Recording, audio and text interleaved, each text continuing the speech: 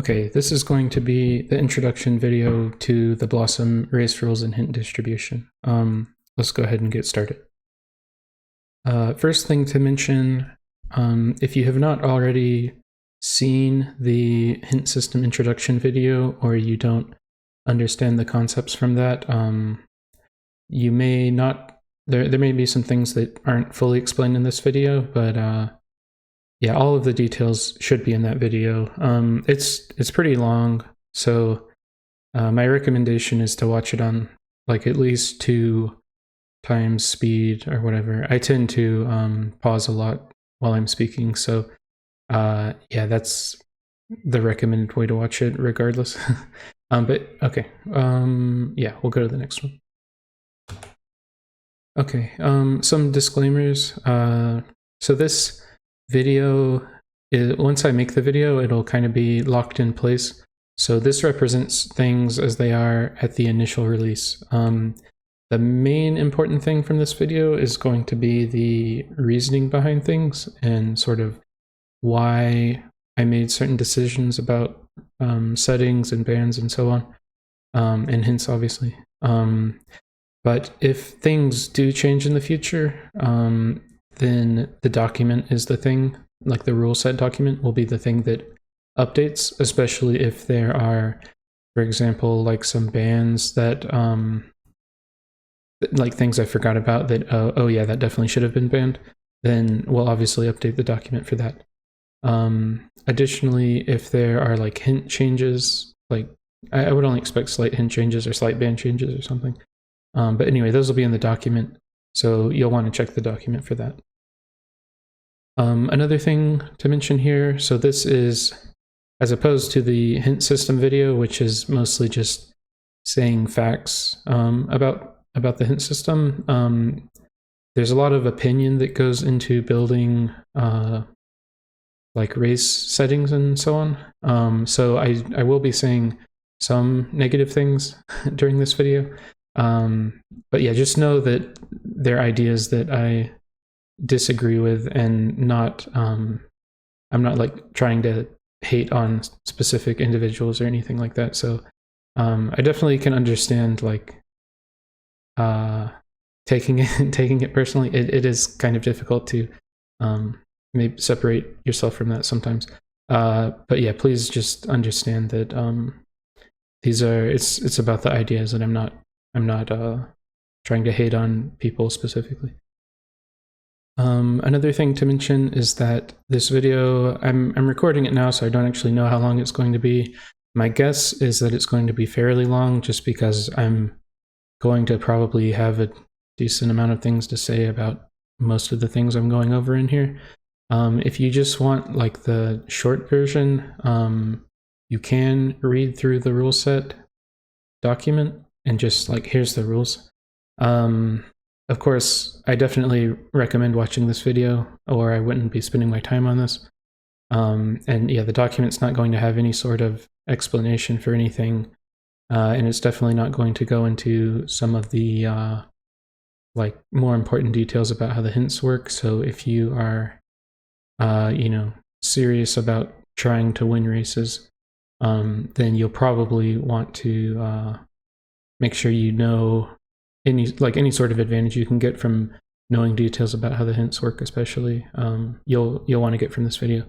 But also I think it's important to understand the reasoning behind why things are like they are, because there's a lot of new ideas in here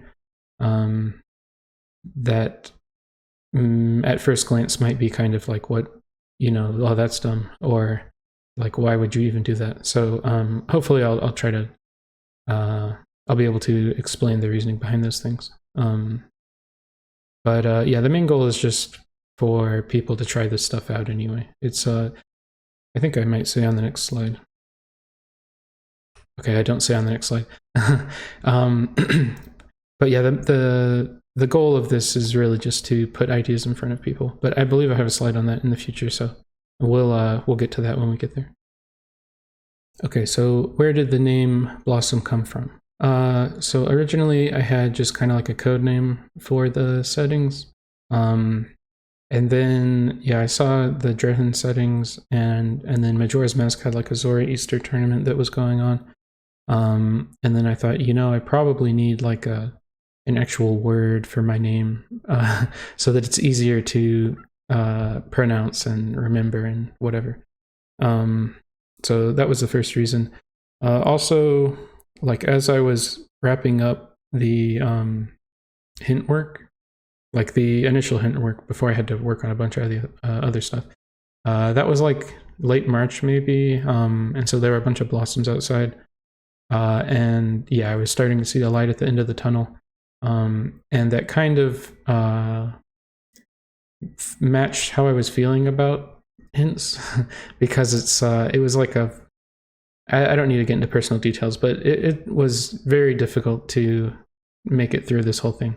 And so I kind of saw the like blossoms and stuff outside as I saw parallels between that and then like making it out of the winter with hints as a feature. So that was part of the inspiration there.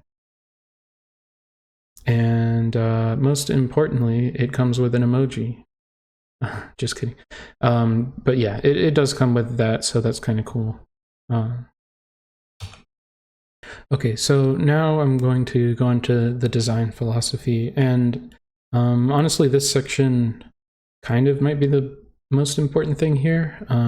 Maybe even more important than the settings themselves is the reasoning behind the settings. I'm not saying with this stuff that these are like the perfect settings by any means, but it's more like these are the conclusions that I reached based on what I was trying to achieve. But we'll go ahead and get started. Okay, so what is the main goal of the Blossom rule set? So two main things.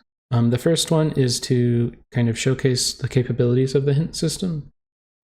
So there are a lot of options, a lot of them that are also new to this randomizer, because I tried to basically steal things from other randomizers and then build on top of that as well. So we do have some new ideas here. For example, given how the hint signs are set up in this game, such that you have one sign per zone, we're able to have zones get assigned a copy of the Baron hint for that zone, and that way you're able to not start with all of the Baron hints, but we also reduce the risk significantly of going to a zone and spending a bunch of time there, and then later on you find out that that time was all wasted. So we get to sort of enjoy the benefits of not having to start with all of the Baron hints, but we also can kind of avoid the downside of, wasting a bunch of time somewhere without knowing it. So another thing that's new to this randomizer is, since we have signs within each of the dungeons, I wanted to see about making Big Key's sanity where Big Keys can be found anywhere. I wanted to try to make that actually viable, because I do have some things about like Big Keys within their own dungeon that I don't find enjoyable. And I wanted to try this as an alternative, but I'll talk about a lot of that stuff later. We also have item-to-item path hints, which is as far as I know, it's a brand new type of hint to Zelda randomizers. And that one, yeah, it was kind of just an idea, but then as I actually played with it, I kind of liked it more than I thought I would, so I'm definitely excited for people to try that one. Another thing that we show is a Baron hint category, which is, as far as I know, it's a new concept to Zelda randomizers as well, which is sort of a named group of checks that don't belong to an area. So like rather than Kakariko Village, we're talking about owl statues as like all of the owl statues, which are spread around everywhere. There are some other interesting ones, but I have a section later where I'll go over all of those. Another thing that's new to this randomizer is check status as like a named concept, and you can see that on some of the always hints where we say required or not required, which that came from Majora's Mask randomizer. But we are able to use that in different locations as well, which we showcase with the hints here. Some other stuff that we show here, I have my answer to how you can try to avoid sword casinos. It definitely seems to work well based on my testing. Also, I show an approach to make Agatha's inclusion within race settings viable. And then I have a new way of approaching Giovanni, which makes use of starting post-souls, which is a new feature of 1.2. And then we also have some new exclusions and starting items, as well as some other settings that we'll get into, which I'll be excited to see how people feel about those things. Okay, so now we're going to get into the real guiding principles behind these decisions. So the first one is that I think seeds should not be overly long. Part of or I guess kind of a big inspiration for this rule set was when I went in and looked at the Wind Waker randomizer Discord and that community there. I noticed that they were like super on top of having races like all the time, and it's like, hey, you guys want to have a race, and it'd be a random weeknight, and then you'd have people jump in. And the reason they were able to do that is that their seeds are especially quick, like in less than an hour and a half, or like an hour and a half or something. Definitely less than 2 hours. I don't think we need to be that quick, and it's actually pretty difficult to make TP that quick without it being like super boring. And the goal is not to make it that quick, but the goal is to make them fairly quick. So if you were to compare, like, let's say it's Wednesday night and then a friend is like, hey, do you want to randomly watch a movie like right now, or 30 minutes from now? There's a big difference between that being a 2-hour movie or being a 3-hour movie, or especially if it's like a 4-hour movie. Like if it's just a random Wednesday night, and they say, hey, you want to watch a 4-hour movie right now? Chances are you're probably going to be like, yeah, no, definitely not. But if it was like a 2-hour movie, then that's a little more reasonable. So I tried to kind of reduce the times more toward like 2 hours, or like 2 to 2.5 hours. Another thing to mention here is that if you do have a seed that's like 2.5 hours for a very skilled player, that's not going to be 2.5 hours for everyone playing it. Like if first place finishes in 2.5 hours, then last place, like if it's a brand new player, then it might even be double that, which would be 5 hours. I think now that we're introducing hints, and we'll probably be coming up within on like the first sort of S1 tournament, I would guess within the next 6 months for sure. I would be kind of surprised if it wasn't within the next 6 months. I think it is very important now to try to get new players into the game. And you definitely are going to have less success with that if the barrier to entry is very large due to the fact that your seeds are overly long. So it can be something that if you've done like 50 races, and you're really experienced with this stuff, it can be easy to forget that new players have to work toward that. So we don't want their initial experience to be unfun, and they're just super drained and they're like, I don't want to do that again. We'd rather it be something that afterward they're like, that was fun and I want to be here for the next one. So the last point here, one of the other principles here, I want you to be able to like get into a seed and then experience, sort of enjoy and experience the seed, and then once you're done with that, get out of the seed. And that way, there's more capability or more possibility for, hey, you want to do another one. I would prefer if people have that sort of energy coming out of a seed, where it's like, hey, you want to do the salty run back or whatever, as opposed to like, damn, I don't want to do another one of those for a week or something, because I just, that sucked all of the life out of me, All right, now we're going to talk about bans. So for bans, I'm of the opinion that it's better to only ban what's necessary and sort of leave the skill ceiling and like the knowledge ceiling high. One thing to keep in mind with TP Randomizer is that boomerang long jump attacks or any sort of long jump attack, those are not going anywhere. That's like one of the most fun things about the game, and sort of definitely a draw for like, I want to take this game more seriously, for like speedrunning or randomizer or anything.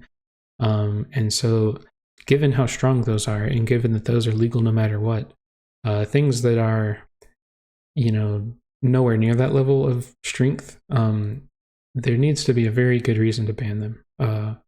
And so I think that most things don't actually need to be touched.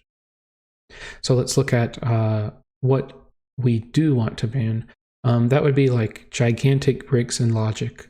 We'd like to avoid scenarios where if you know this one trick, then you just have like a gigantic advantage. For example, let's say you've put in, you grinded out how to skip the spinner in Hyrule Castle.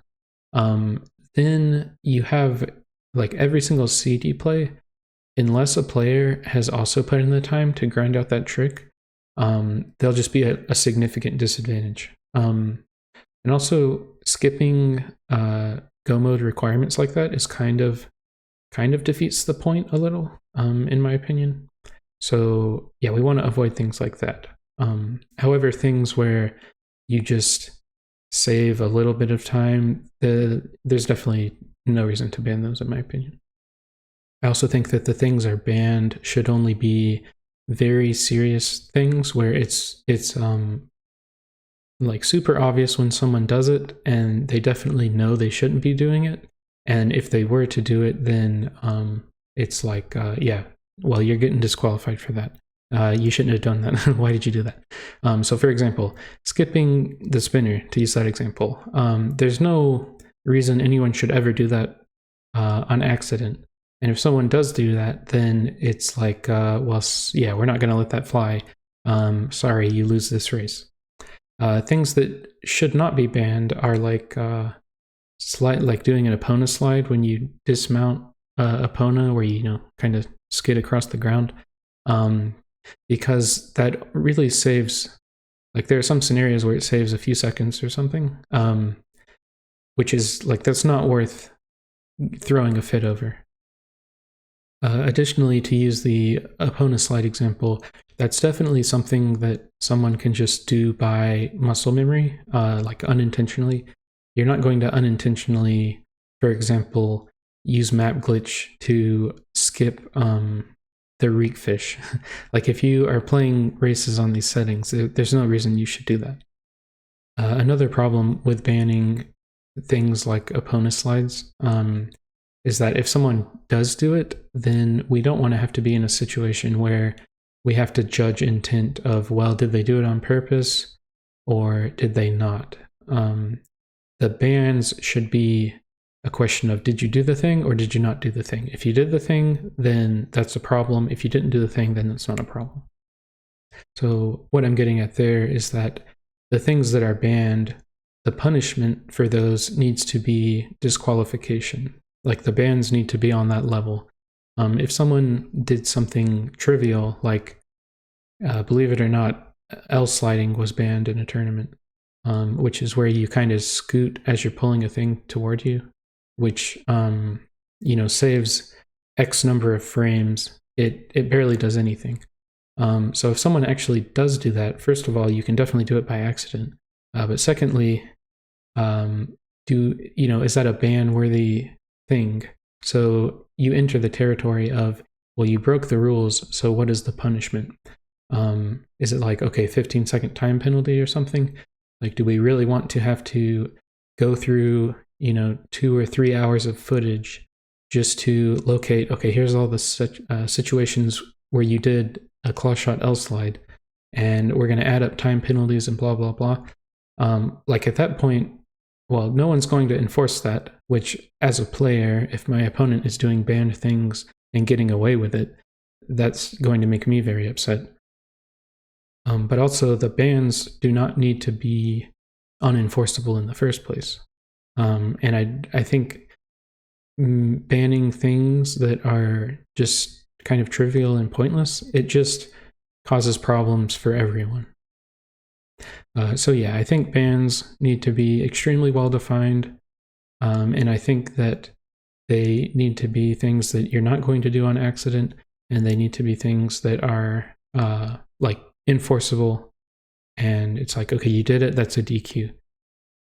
But yeah, I think that's enough to say about bans. I'll get into what I actually have banned later, but bans are definitely one where I may have missed something. There's a lot of things that I probably am allowing intentionally, but there may be things that I missed by mistake. So definitely, if you're trying to see exactly what you're allowed to get away with, you'll want to reference the rule document.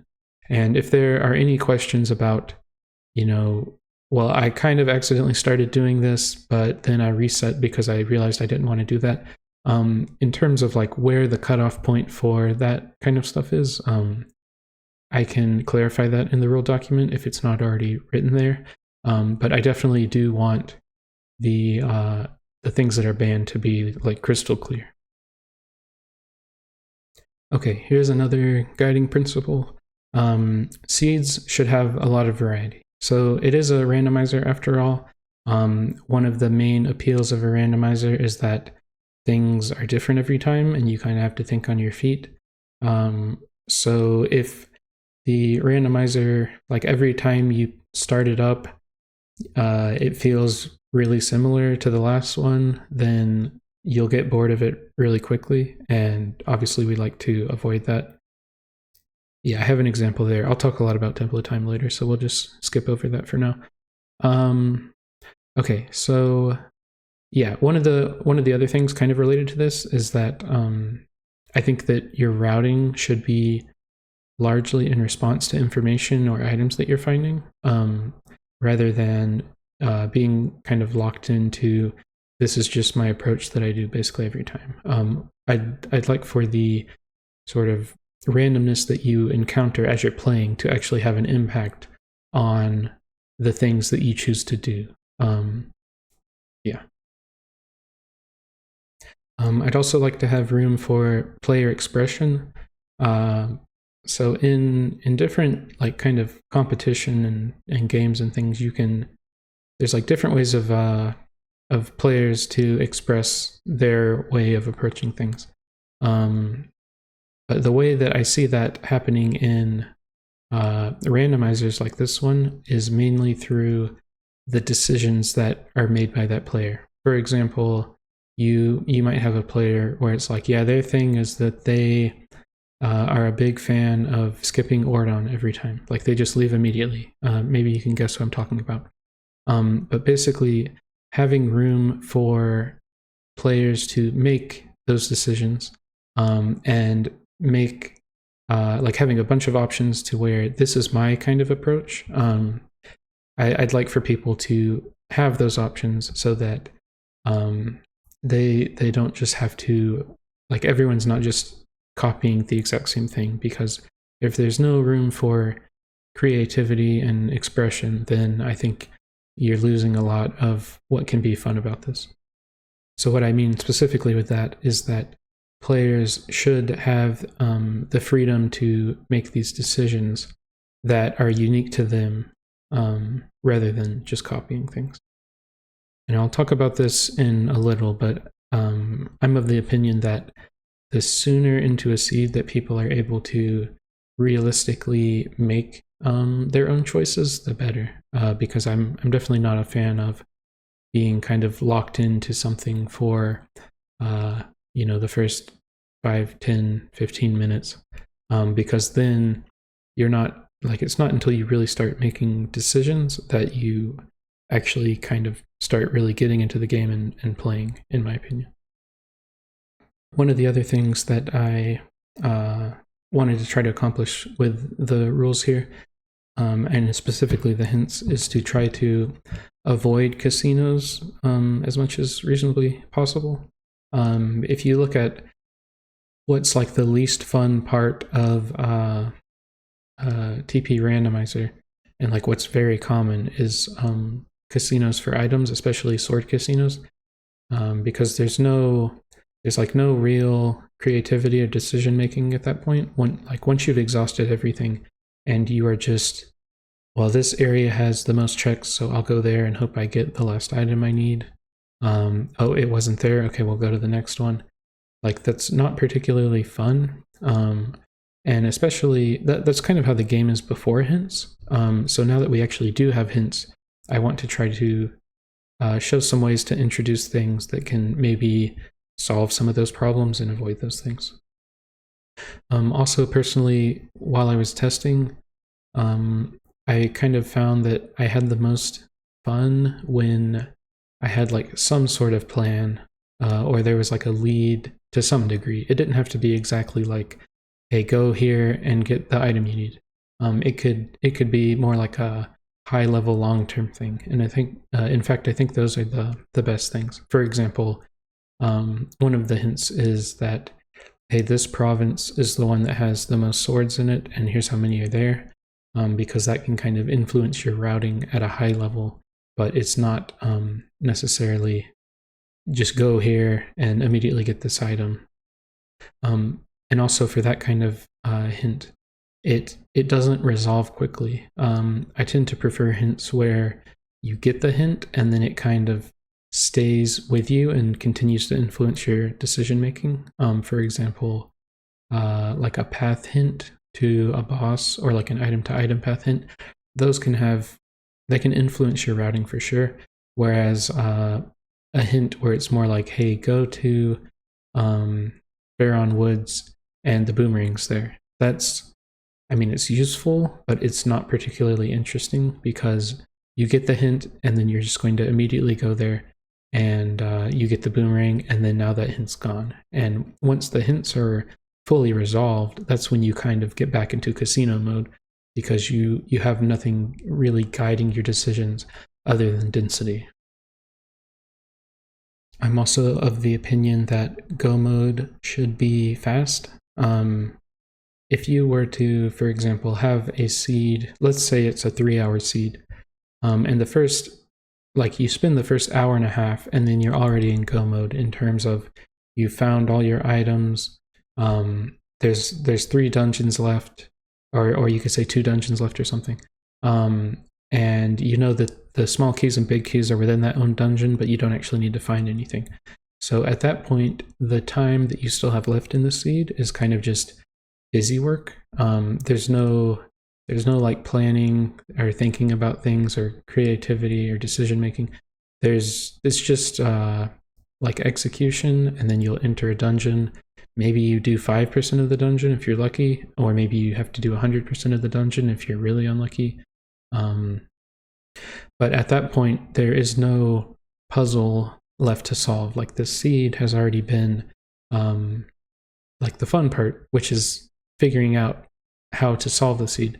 That's already been done, and so you're kind of just having to go through these forced motions, and I definitely don't enjoy that part. At that point, I would rather finish the seed and move on to another seed. So I definitely am a fan of quick go modes.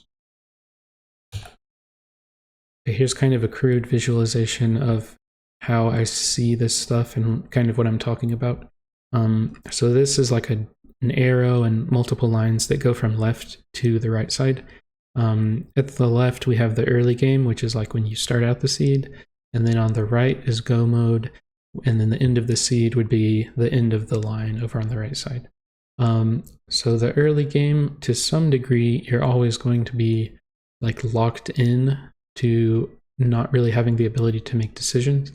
For example, you're going to, no matter what, read the signs that are right next to you, unless you're just like, unless you're really crazy. And I don't know, if you're just trying to be disrespectful and beat someone anyway, then maybe you would skip the sign at that point. But hopefully nobody's going to be that disrespectful. But yeah, to a certain degree, you're always going to be locked in at the beginning. But I prefer for that part to be short. And then the go mode part, you're at some point you're going to hit go mode, and then you're still going to have a little bit left before you finish, at least for these settings. And so you're going to be locked in at the end some. Now those parts of the line, which are kind of at the start and the end, where it's just a flat line and there's no real decision making involved, I prefer for those to be short. And then the middle section, which is like all the arrows and the decisions and all of that kind of stuff, where like kind of the meat of the seed is, that's the part that I prefer to take up as much of the room as possible. Okay, so here's visualization number 2, which is literally meat. But if I kind of toggle between these, maybe you can see the comparison where it's like a blob in the middle and the bones on the side. So yeah, if I'm talking about like the meat of the seed, I'm talking about that center section.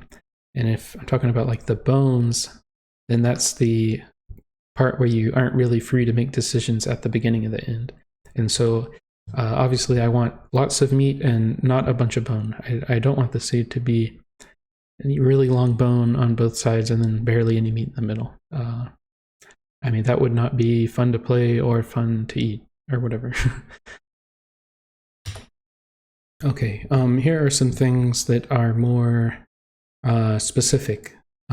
These are some specific problems that you run into with TPR that I'd like to address. So the first one is that we have a very large number of checks in the game, with Sphere 0 being really large, which is kind of a problem a lot of times, because if you find everything early on, then what happens is, let's say you solve the seed halfway into your playtime. If we were to go back to this slide, it would be like if we just took the meat on the right half and we just like removed that. You're only getting half as much food, and then you're just kind of locked in for even more time. So that's something to avoid.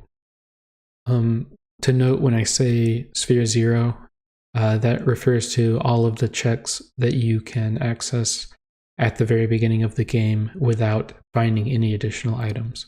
So if you can just walk over to it and immediately do it, that's Sphere 0. If you need like a claw shot to do it and you have to first find the claw shot, then that would not be Sphere 0.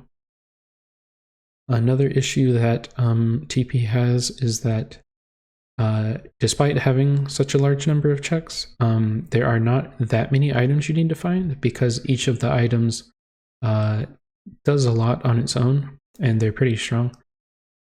So with that being said, ideally, if anything, I would say it would be better to increase the number of items that we need to find for go mode rather than decrease. So if I could shift it like 2 additional items in either direction, I would definitely want to add 2 items rather than remove them.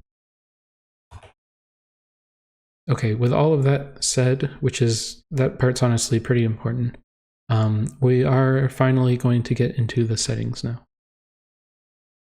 So the first thing that we're going to talk about is the starting items. And some of these things I definitely could like go into detail. For example, why is it important to start with the shadow crystal? You could definitely have a discussion about that. But this video, I imagine, is already going to be pretty long, and I don't want to make it even longer over things that don't actually need to be talked about. So this first row, shadow crystal, horse call, and gate keys, that's pretty standard. I'll just leave it at that. If there are questions, then I can definitely talk more about that, but things where I don't think the discussion is really necessary, I'm just going to go over. And then that way we're able to focus on the more important things. Okay, the next thing to mention is giant bomb bags, which is the bomb upgrade to where you have double the capacity for each of your bomb bags. That's a starting item because it was voted to be a starting item in the Drehen settings. And I mean, personally, I could go either way. I don't particularly care. However, for new players, having to sort of manage your bombs is not particularly, like, it's definitely something that would impact new players more than experienced players. And if you were to ask is that like, are we making things more fun for people by doing that? Then I think the answer is no, we're not really making things more fun. Additionally, if we did have anyone coming over from Drahen settings, I definitely would not, like, I don't want this to be a pain point of all things. Like, I can definitely just start with the item and leave it at that, and I don't have a problem with that.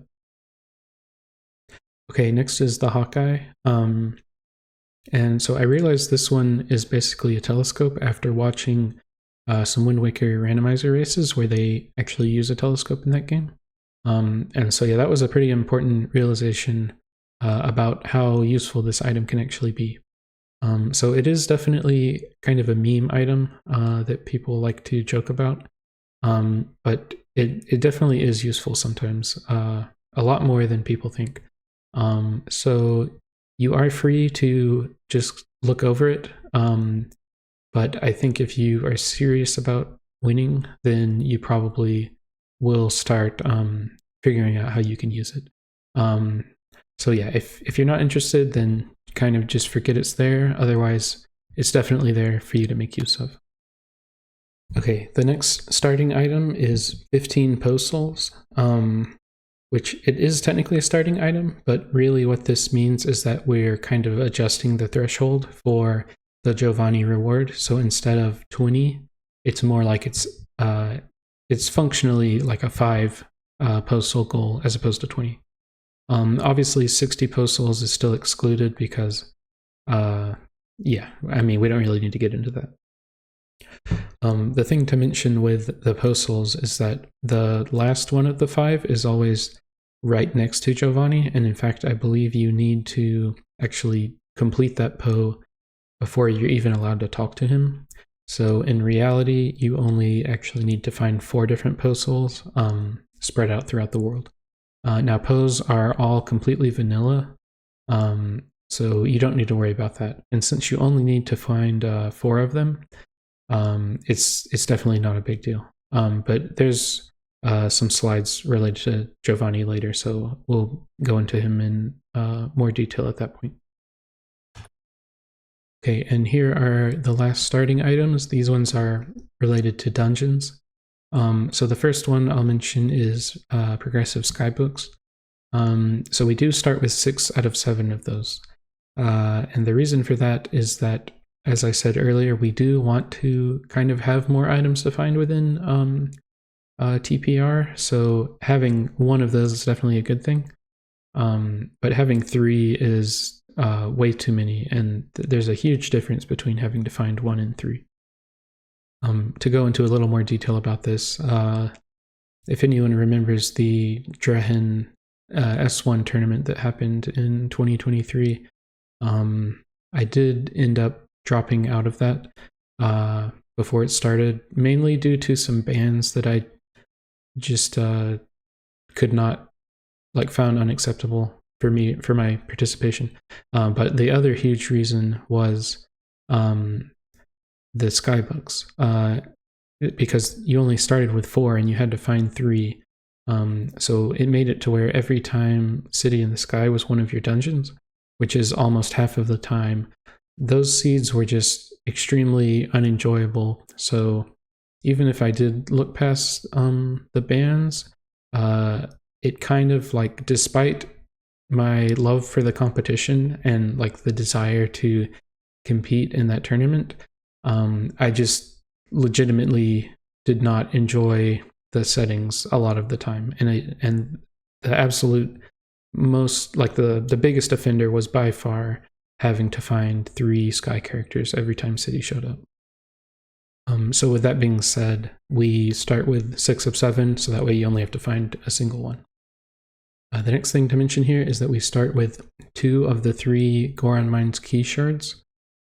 This is to make Goron Mines effectively, the big key works the same way as the other dungeons, in that there's only 1 big key to find. These settings do have big key sanity as the option. That's what big keys are set to, as I kind of talked about a little earlier. I'll definitely go into way more detail about that down the line. But if you do have to find 3 big keys for Goron Mines when it is your when it's one of your dungeons, then pretty much every single time it's going to be the last one that you complete. So I think things work out better when all of the dungeons just have that single big key that you need to find. And I actually think that I would prefer, even if I had big keys within their own dungeon, I would still prefer if it was a single big key.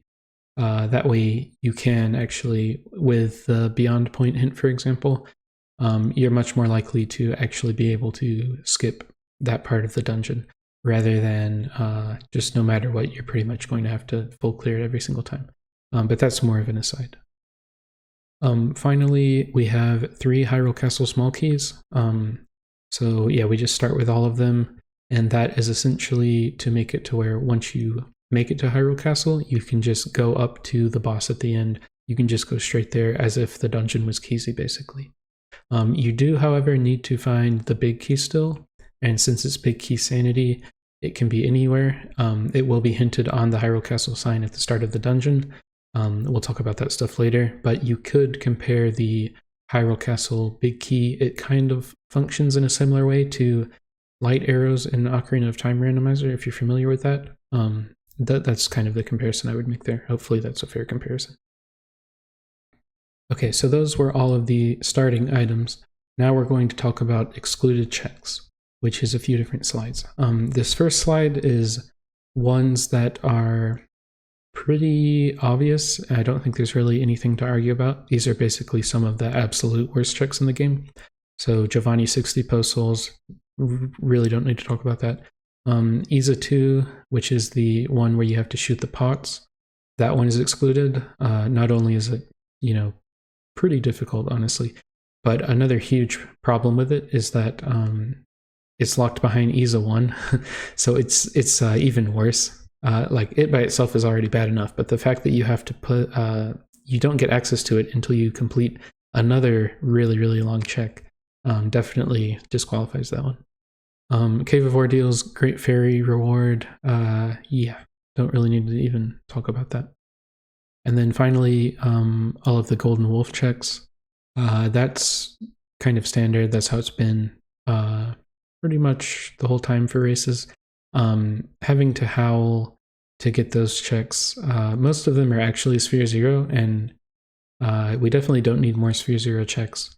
And then they would each just be, very time consuming. So yeah, haven't made any changes there. Okay, so the next one to talk about is shop checks. So I do have all of the shop checks excluded for this. And that is because I see this as something that we're going to have to do at some point. With the 1.2 release, we are adding some more shop checks. So within Kakariko Village, for example, we have 2 additional checks in the Malamart there. And in fact, one of them is like the second item within the rightmost slot. So you actually have to buy the first item to see that one, but all of them are Sphere Zero. And so as we continue with each release to flesh out shops as a feature, we're just going to keep continuing to add more and more checks to Sphere Zero. And as I mentioned earlier, having too many checks within Sphere Zero is kind of like a major problem for TPR. And so this seems like a good place to sort of draw the line to help fight that. So for example, if we look into the distant future, I think these numbers seem fairly reasonable or like realistic. So for example, at some point, the 3 items within Sarah's shop, I'm guessing they're all going to be randomized. Within Kakariko Village, we have 3 Sphere Zero checks, and then we also, Barnes is now considered a shop check, so that's 4. And then if we were to randomize, I believe there's a Nighttime Goron shop, that would be another 3 checks.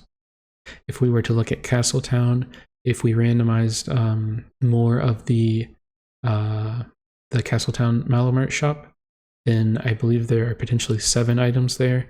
There are also the Goron Salesman, which I believe is 3 checks, so that would be 10. If you were to look in Death Mountain, then there's a shop there that has 4 checks. So even if we were only half of those actually got randomized for whatever reason, you're still adding like kind of an absurd number of checks. And they're all mostly going to be Sphere 0. So to me, that thing, like that as a setting, that belongs in Random Settings League or something like that. I don't think we need to add an absurd number of Sphere 0 checks for more sort of standard settings. And so that's a big part of the reason that I'm excluding shops, is because I see it as inevitable, like something that we're going to have to do at some point anyway. Another benefit of this is that the magic armor check gets excluded. That check, I kind of think it's not particularly fun when it is required.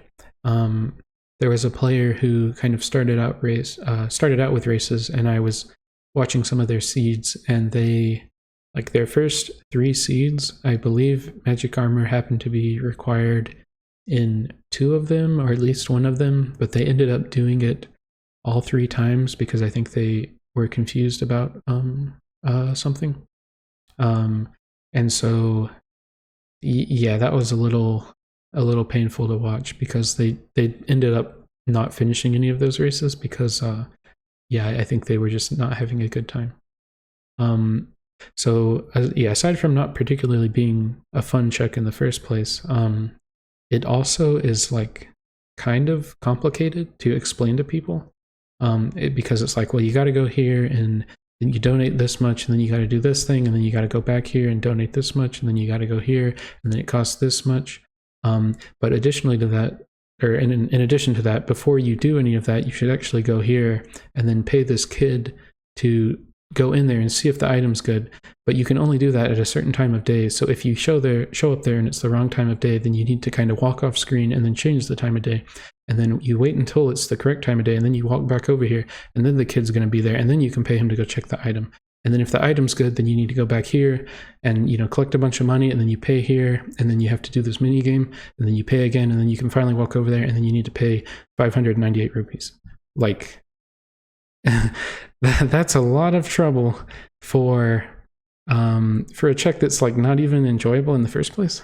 So I think it's better off, like even if I was not excluding shop checks as a whole, I would like very seriously consider just excluding that one in the first place, just by itself.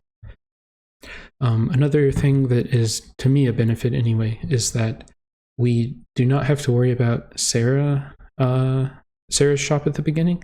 And so that kind of speeds up the beginning some, because you don't have to like enter that room and then leave. And then if it did matter, now you have to collect money and go back in. It also, that is a slight nerf to Ordon, which is like Ordon is really strong. And so I'm definitely fine nerfing it a little. On the topic of Sphere 0 checks, one thing I actually did consider was not like excluding the golden bug checks, by which I mean like the source bug spots, which are spread out across the world. However, if I had to either include bugs or include shops, then I would definitely rather include bugs, because they're spread out a lot better, I think, than shops, shops kind of just function to buff areas of the game that are already pretty strong. Like Kakariko Village is already a very strong area to go to immediately, as well as Ordon. Whereas bugs, they're more spread out. They also have a kind of a cool thing where you're able to look at them from a distance, especially with Hawkeye. And then additionally, I believe 12 are Sphere 0, but then the other 12 are actually Sphere 1. So we're adding an equal number of Sphere 0 checks as we are later checks. So that's kind of why I think bugs function a lot better than shop items. Another thing to mention is that with the 1.2 update, we are getting more like even more Sphere Zero checks. Within Sacred Grove, we now have a check for the Master Sword and the Shadow Crystal, which are right next to each other. So you go up to the Master Sword and the pedestal and interact with it, and then you get 2 checks just for doing that. We additionally, I believe, we don't have a source check currently for talking to Koro to get the lantern like you do in the vanilla game. My guess, that's not part of 1.2, but my guess is that eventually that will get added. So that would be another Sphere Zero check. So basically, as the number of Sphere Zero checks just continue to increase in a game that already has a huge number, I do think that excluding shops is a very reasonable way to kind of combat that, while also shifting balance in a slightly better direction, in my opinion. Another important thing to mention here is that the shop checks are still shuffled. So magic armor and slingshot, for example, you'll still find those randomly throughout the world. It's just that the source check is not something that you have to worry about.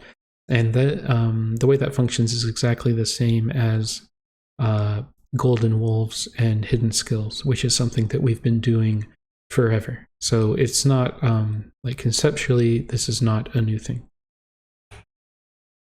Okay, here are some sort of large groups of checks that we are excluding.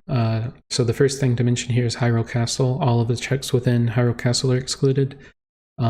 This has been the standard for a really long time. The problem with including them is that if you were to do 20 seeds in a row, where at the very end you have to go through Hyrule Castle and try to find all the keys, that does get old very quickly.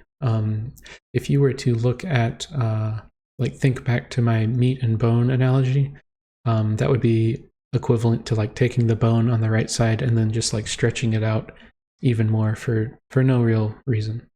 Another problem with not excluding Hyrule Castle is the treasure room, which is a very large number of checks, like 13 or something. Well, definitely more than 10. Which what will happen is you'll frequently get a sword in there, but you can also have like even worse situations where like Mimo is in there, and then you have to climb all the way to the top and you find Mimo, and then maybe your last 2 swords are actually in the desert or something. So it leads to some unfun things there. Additionally, if you are, let's say you get access to Hyrule Castle and the only thing you're missing is a sword, then it's definitely in your best interest to full clear Hyrule Castle every time. So at that point, you're just locked in and you're not really making any decisions. So again, if we compare that to meat and bone, that's straight bone. But yeah, ultimately it just gets very repetitive and there's no real decision making involved. You're kind of just locked in. Okay, the next one to mention, and this is a new one. For a long time, I've tried to figure out how to deal with the desert being so strong. So in the past, I did generate, I think, around 100,000 different seeds, maybe slightly more, on several different settings. I think I did 10,000 for each one. Like I generated a ton of seeds. Where you'd set it up and literally it would be running for like overnight and then some. And I did that several times over several weeks. But anyway, the data that I collected from that, it was the case that the desert was the strongest area in the game every single time, no matter what, basically. Well, not even basically. I'm pretty sure that was the case, like literally every time. So clearly it's strong. The Bulblin Camp is basically an extension of the desert. So it kind of is like a buff to the desert that it definitely does not need.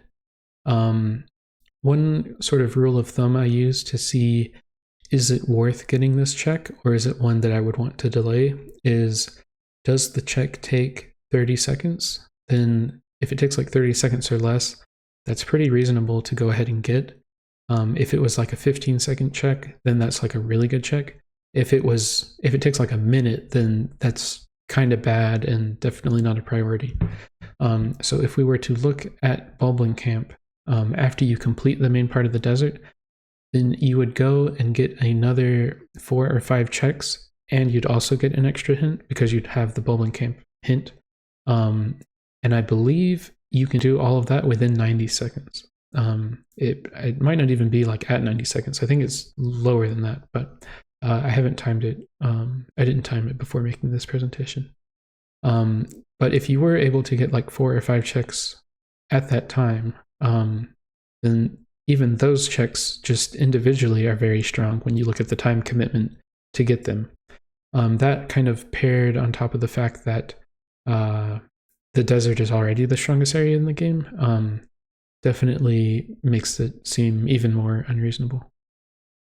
Another problem with Bulblin Camp is that if you did, magically get a barren hint for the desert, which is definitely not going to come up that often because the desert has stuff so frequently.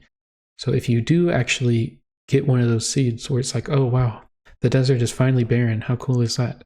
Well, if Bulblin Camp is not barren, then I have some bad news. You thought you could escape, but you failed to realize that there is no escape from the desert. You're still going to have to go there. And yeah, like if you get a barren hint for the desert, I don't want you to have to still go there. Like you should have some seeds at least where you don't have to go there. Another issue with the Bulblin Camp is that lantern check outside Arbiter's Grounds. When you have a seed where you don't actually need to go to Arbiter's Grounds, and then let's say you get the lantern late into the seed, that one, like if you have to sort of isolate that check and you clear Bulblin Camp and most of the desert other than that lantern check way out there, it becomes a really, really bad check. And so if you run into seeds where it does matter after you have to leave it out there, then it's just like, it's just really unfortunate. Like I don't think everyone would probably put that one off a really long time. So that's just an additional reason, like an additional thing going against it.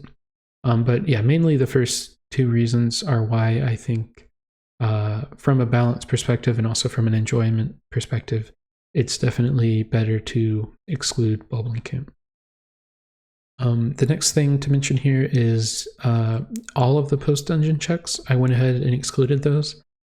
So that does include everything post-Temple of Time, which is the Hidden Village and the trade quest and all of that stuff. We also have post-Snow Peak Ruins, which is the snowboarding minigame. And then we also have post-Goron Mines, which is the Hawkeye is already excluded because it's a shop check, but we're also excluding the Tallow sharpshooting. And the reason for this is that post Temple of Time, that's already excluded no matter what. The snowboarding minigame is kind of a not super great check, and in fact a lot of people are in favor of excluding that one already, and I would tend to agree with that. Then if we look at post Goron Mines, then the shop check is already excluded. So basically the only post dungeon check that we would potentially include would be Tallow sharpshooting. However, to me, it makes a lot more sense to just say post dungeon checks are excluded than it does to say, okay, post Temple of Time, which is the trade quest as well as Hidden Village, and then also Snow Peak Ruins. Post that dungeon, snowboarding is excluded. And then post Goron Mines, the shop checks are still excluded. So the only post dungeon check included is Tallow sharpshooting. Like saying all of that versus just saying, post dungeon checks, we don't have to worry about those. Like to me, it makes more sense to just go ahead and exclude that one. And that way it's just very easy to remember. Additionally, I kind of have problems with that check, even outside of what I just talked about, in that the thing I don't like about it is that, so it is post Goron Mines, and it's in Kakariko Village, and it actually does take quite a while. Like it's kind of comparable to snowboarding in that, like how it's a post dungeon check that takes a really long time and is not very great. The difference between snowboarding and Tallow sharpshooting, however, is that the sharpshooting one, after Goron Mines, you're guaranteed to have a bow, which means you're able to do the check because you had to use that on the boss. But the problem is that you get warped to Kakariko Village, which is exactly where you want to be to do that check. So literally the best opportunity to do that check is immediately after the dungeon. So we're kind of just extending the dungeon. There's no, like, it's basically just dragging things out as far as the dungeon is concerned, because I don't really see that, like, I don't think it's fair to say that that's really a decision point, because it's not really reasonable to skip the check at that point. For example, imagine you were in like a race qualifier with, I don't know, 30 different people. By skipping that check, it's very much like, if you skip it and you're right, then you save time. But if you skip it and you're wrong, then you might just lose immediately. But if you were to do it and be right that it was required, then you don't actually save any time either, because everyone is just going to do it anyway. So that's kind of what I mean when it's like not. I basically see it as a continuation of the dungeon, and so I don't really think its inclusion adds anything, really, and so it's not something that I would want to fight for, and I would rather have the exclusions be pretty straightforward and easy to remember. So anyway, that's kind of why I have all post-dungeon checks. We just go ahead and exclude all of them. Okay, the next one to go over is the Death Mountain Alcove chest. So worth mentioning, this is not my idea. The person I saw this from is Valky. It may have been someone else's idea before that, but that's who I saw it from originally. But this is so there's that one check in Death Mountain by itself that previously had been included. But there are some problems with it.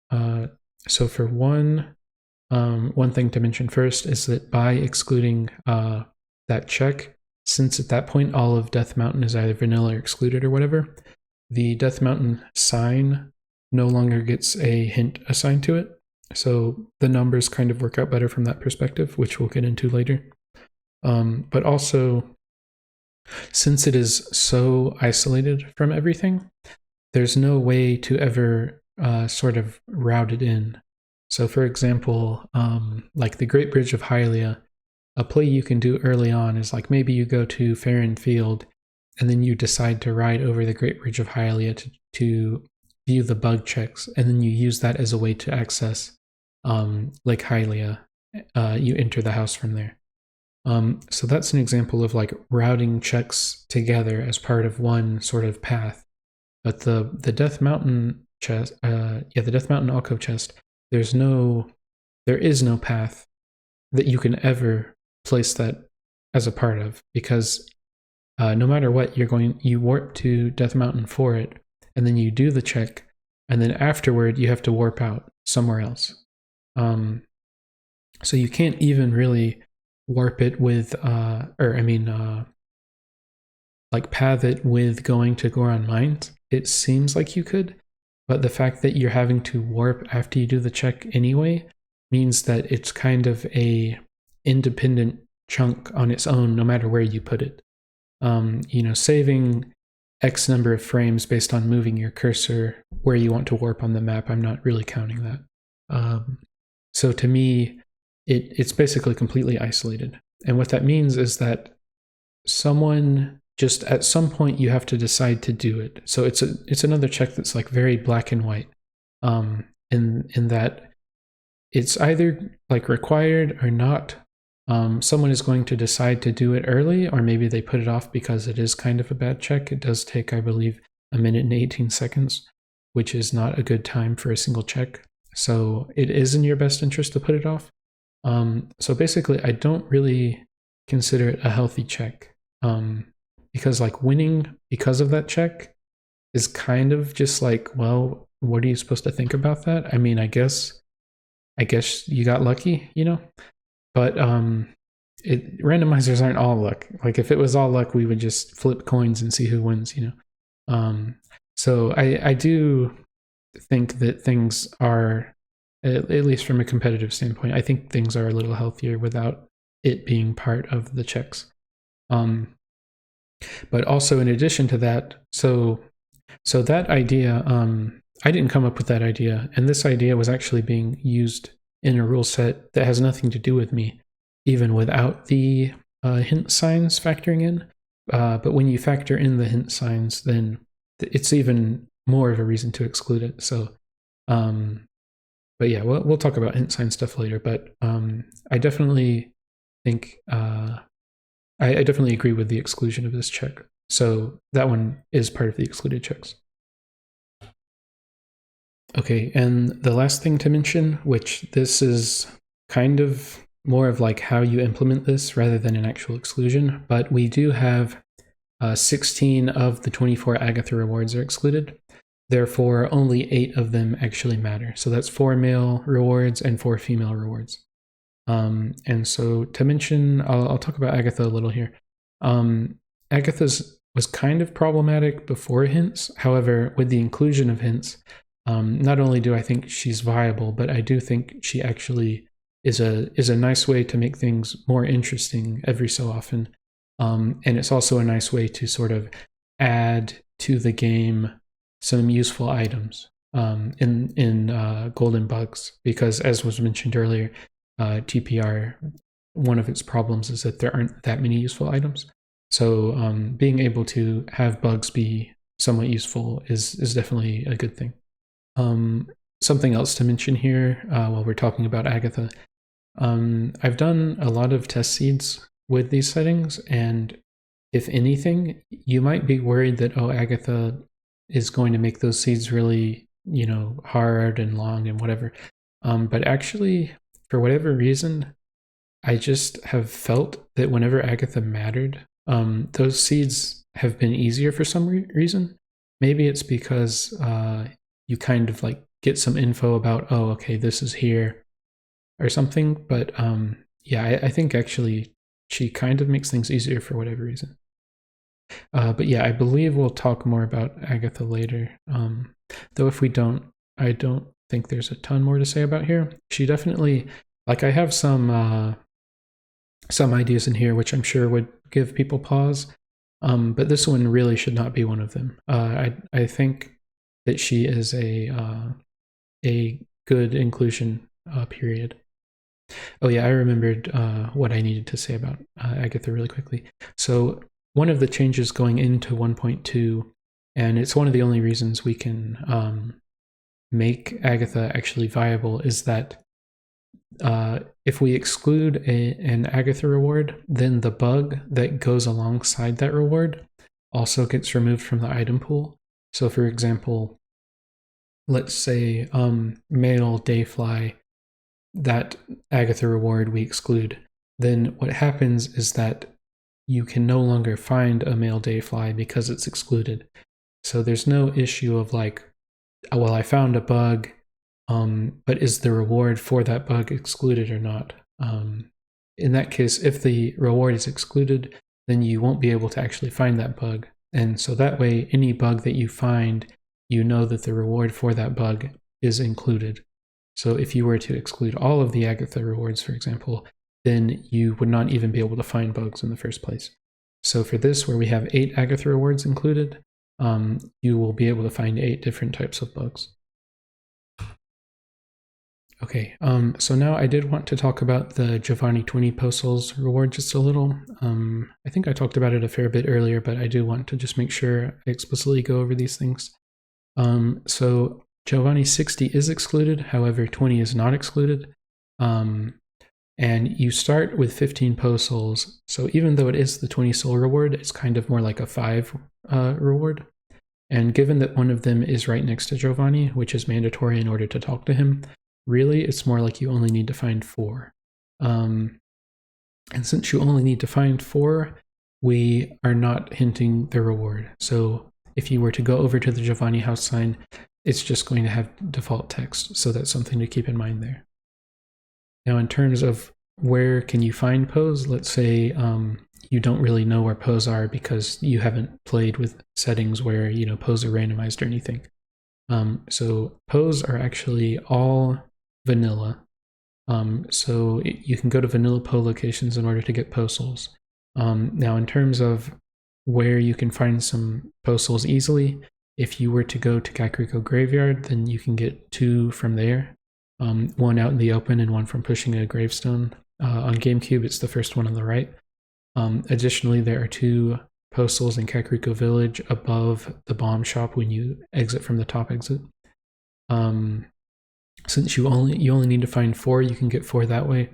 Additionally, if you go to Lake Hylia, then there's literally more than 4 in Lake Hylia. I believe there are 5 there, so you can easily find 4 that way. If you look at Zora's Domain and Upper Zora's River together, then that's 3, and then you just need to get 1 from somewhere else. There's a lot of places. A pretty convenient one to get is next to the Master Sword pedestal in Sacred Grove, because that PO, you're going to run right past it when you have to go get those 2 checks at the pedestal. So that's a good one to get. Another thing you can do is say, actually, I kind of want to just put off POs and then just get the really convenient ones. So for example, Lake Lantern Cave, there are 3 in there that you're going to directly pass by. And in fact, those ones can kind of be annoying and hit you anyway. So being able to get rid of them is kind of a positive thing also. And then in addition to those 3, you would just need 1 more, which could come from Sacred Grove or wherever. Additionally, if you really want to put off POs, there are 4 in Arbiter's Grounds that you're probably going to get when you go there, because you have to get at least 3 of those, but a lot of people are probably going to get all 4. And then you literally just don't even have to worry about it. You can just do it later. Also, if you wanted to put it off, there are a lot of them in the desert, like a lot. So it's pretty easy to get them there as well. So now to talk about kind of why I'm even bothering to include Giovanni. Well, so first and foremost, it is an experiment. So it's not like I think we absolutely should be doing this. It's more just like, now that we have the ability to start with PO souls in 1.2, here is a new way that we can approach Giovanni, and I want to sort of put this out there and have people try it to see, do people find this interesting or not? So it's just a new idea for people to try. So if you were to look at the beginning of a seed, there are a lot of questions that are still up in the air, and so dealing like how you want to approach Giovanni is another one, and people can approach that question in different ways, and the ways that people approach different questions is kind of how they have their own sort of play style, or if we want to frame that from like a player expression kind of standpoint, it's like an opportunity for people to express their own play style or whatever. So in the early game, the fact that vanilla pose can actually be useful is a way to maybe justify going to some locations that, or like taking some routes that otherwise would not actually be useful if pose themselves were not able to serve some sort of use. So for example, if you look at Zora's Domain, you can use wolf jumps from near the Snow Peak entrance in order to get an extra PO on the waterfall, or kind of behind the waterfall. So that's like a good thing to do if, let's say, you accidentally mess up the jump to get those chests over on the left side. Then as a backup, you can you get to, like an extra PO, which means you don't have to get one later. So that's kind of a positive thing there.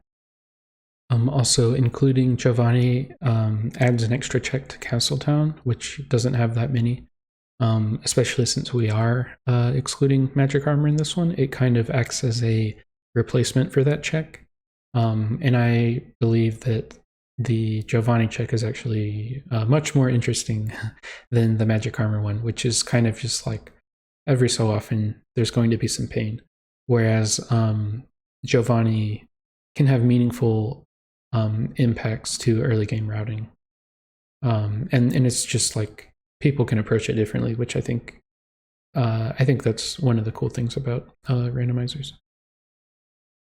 Yeah, finally, it's just a little bit of spice, maybe. We definitely want, or one of the things I want is some variety between seeds. So, yeah, when you have Giovanni Matter, then that can be kind of interesting. So the idea for 5 postals actually came from Ocarina of Time gold Skulltulas. So postals are kind of the equivalent to gold Skulltulas from OT. And so I looked at how they were being used in that game in the randomizer, and to use that to influence the decision here.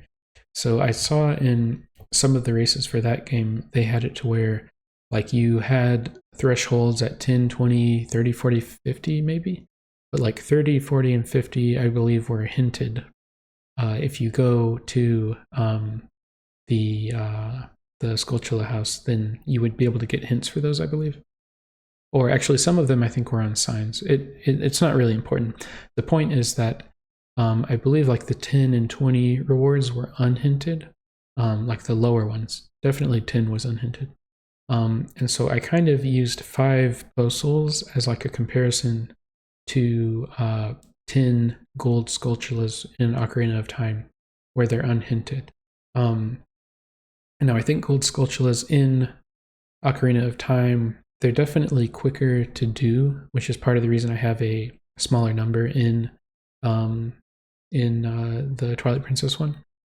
So rather than 10, like I think the difference between 10 gold Skulltulas and 10 postals is kind of significant. Because yeah, there's just some stuff going on there. But one of the problems for TPR, like if we were to start at 0 and go to 20, is that unlike gold Skulltulas, where I don't believe there's like a ton of them immediately available, and also they have to like factor in day night. Like I think you have to unlock the song to be able to do that usually. Like you don't start with it like we do in this game. But also in Twilight Princess, there are more than 20 in Sphere Zero, like from the start. I believe there are 24, which means if like, let's say we started with 0 and you needed 20, and then we always hinted the 20 on the Giovanni sign, then at the start of every seed, you're just going to have to go to Giovanni and read the sign. Or even if we put it on the starting Ordon sign, it's still like, it's just not particularly enjoyable to have to go through and get like 20 of the 24 Sphere Zero pose, really. Whereas like with a much smaller number, we don't have to bother hinting it. And also it like adds some interest, like some interesting things you can do to early game routing without actually making things less fun. I actually kind of think it makes things more fun, honestly. Right now I feel pretty good about the idea after playing X number of seeds that have this in it. So I am pretty hopeful about it. So I am curious to see how other people feel about it. Okay, so now we're just going to quickly go over some general settings. So it is glitchless logic, obviously. That's just, the rules are glitchless. That's kind of the basis for everything. Faron Woods is set to open. We're not going to close it. Nothing really to say there. So for the item pool, everything is shuffled except for pose. All pose are vanilla. But it's important to remember that both shops and golden wolves are still excluded. So in the same way that hidden skills can show up anywhere, but the source checks for the hidden skills are excluded. The same thing with shops. The shop items like magic armor and slingshot can still be found anywhere. However, the source checks, which are the shop checks, those ones are also excluded. So it's the same thing as we do with hidden skills. Item scarcity is set to vanilla, so nothing there. All of the time savers are on except for Fast Spinner. Fast Spinner is just way too strong of a thing, and it's like dumb how much you have to use it. If we're talking about races and we're talking about being optimal for speed, it's just it makes optimal play kind of dumb. So it's you can do it for fun every once in a while, but for like serious competition, I think it's better to leave it off. There is a time saver in there, which we will talk about more later because it's a bit of an important one, but that's on a future slide. Additionally, transform anywhere, increase wallet capacity, and the shops displaying the replaced item, all of those are on. Again, not much to say there. These are just some more general things. So bonks doing damage, that's off. Trap items are off. Damage multipliers vanilla. Starting time of day is the default, which is noon. The hint distribution is obviously going to be set to Blossom, which is what is designed to work with this rule set. And then we don't have any sort of Plando thing going on. So within time savers, the important one to mention is that unlock map regions, that setting is on. And that is because I want to have routing options available to people as quickly as possible. So what I'm really not a fan of, like when you have this setting off, is that you pretty much have to do Ordon, and then you can't warp outside of Ordon, so now you have to ride opponent of Faron, and so you arrive at Faron Woods, and then you do some stuff there, or maybe the new meta is you warp to Sacred Grove and do some checks there, and then you warp back to Faron Woods. Either way, you're kind of just still locked in. And then once you do Faron Woods, you arrive at Faron Field, and then you have to do the stuff there, and then you need to ride to one of the corners, turn around, ride to the other corner, and then only after you've done all of that, which takes like 10 plus minutes or something, then you can finally start actually making your own decisions. Now, obviously, if we look back at the meat and bone analogy, maybe you can guess what I'm going to say about that. That's a lot of bone and no meat. And I am not a fan of like being locked in at the start of a seat. So I definitely, I definitely think that people should be able to warp around without having to first go through all of those steps.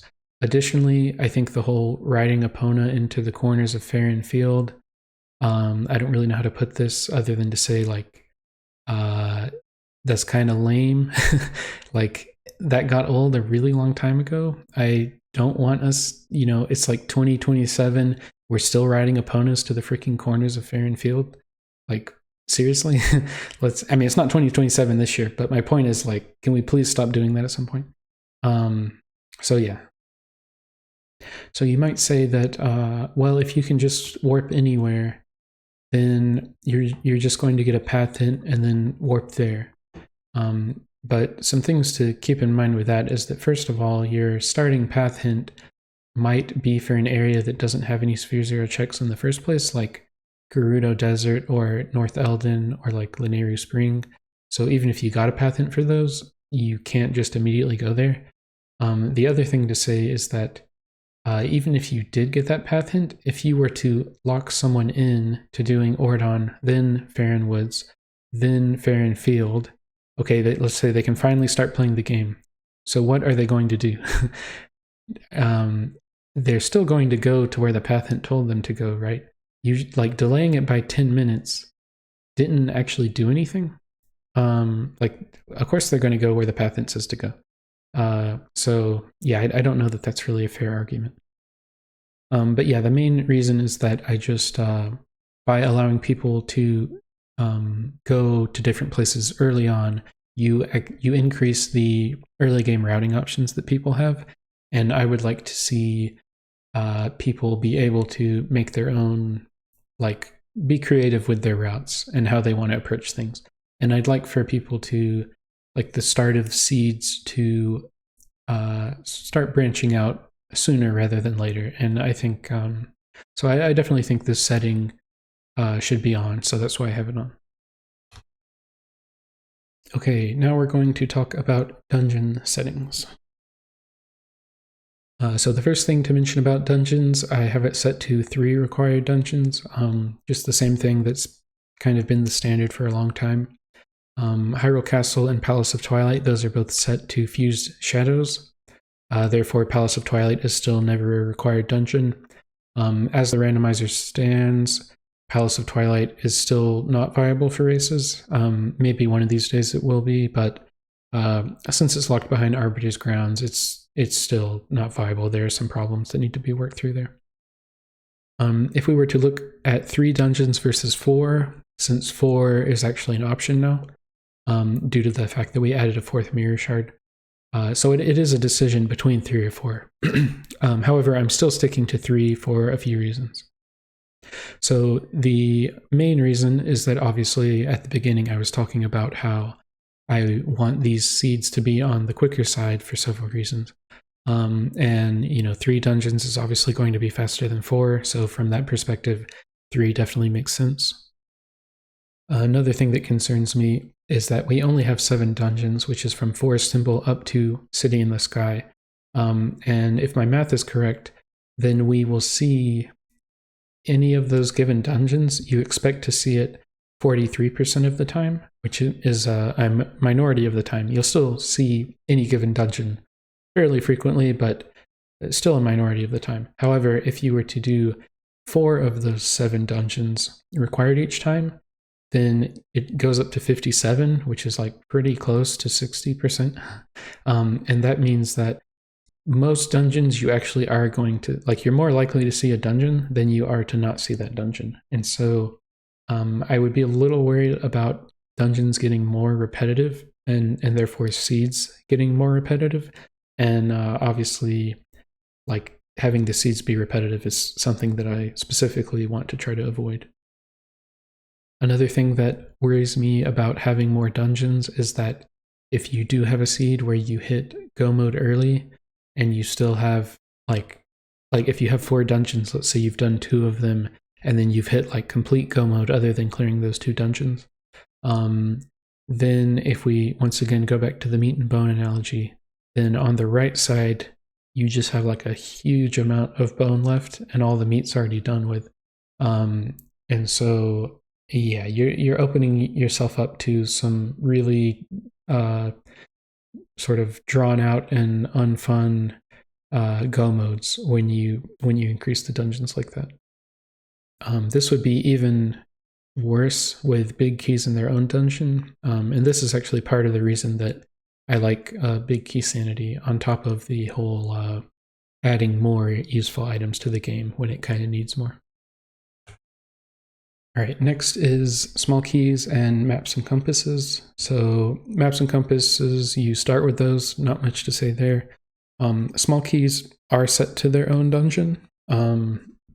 I could see like small keysy potentially working as well.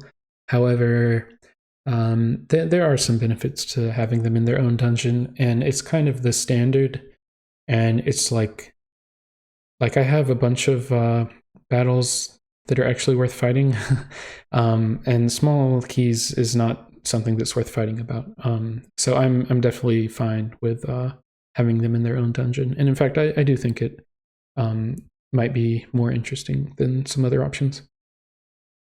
So something to note, in 1.2, there's a new setting called No Small Keys on Bosses, and that is enabled, and that is pretty self-explanatory, but basically you're not going to find a small key from you defeat a boss and then like the heart container is a small key. So there's a setting turned on to specifically have that behavior never happen. And so the main reason behind that is that think about Fyrus, for example. Let's say the 3rd small key is on the Fyrus heart container.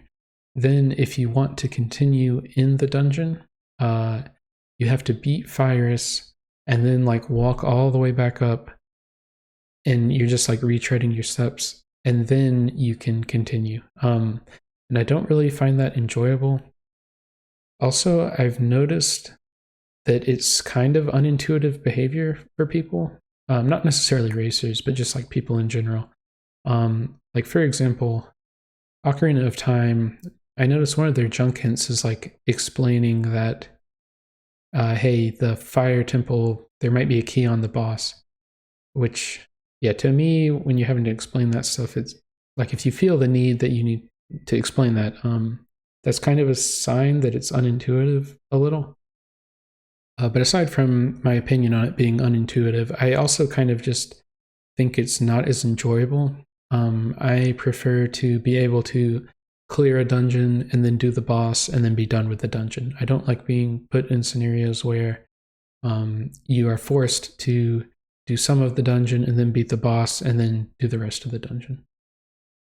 Also, if we were to look at Temple of Time, the small key is never going to be on Armagoma's heart container. It will always be in the first lantern chest, and that way, proceeding up through the dungeon, you know no matter what that will be locked behind that lantern chest. So I think that is a positive outcome as well. Okay, so now we're finally to the big key section. So I do have it set to where big keys can be found anywhere, which might give you pause.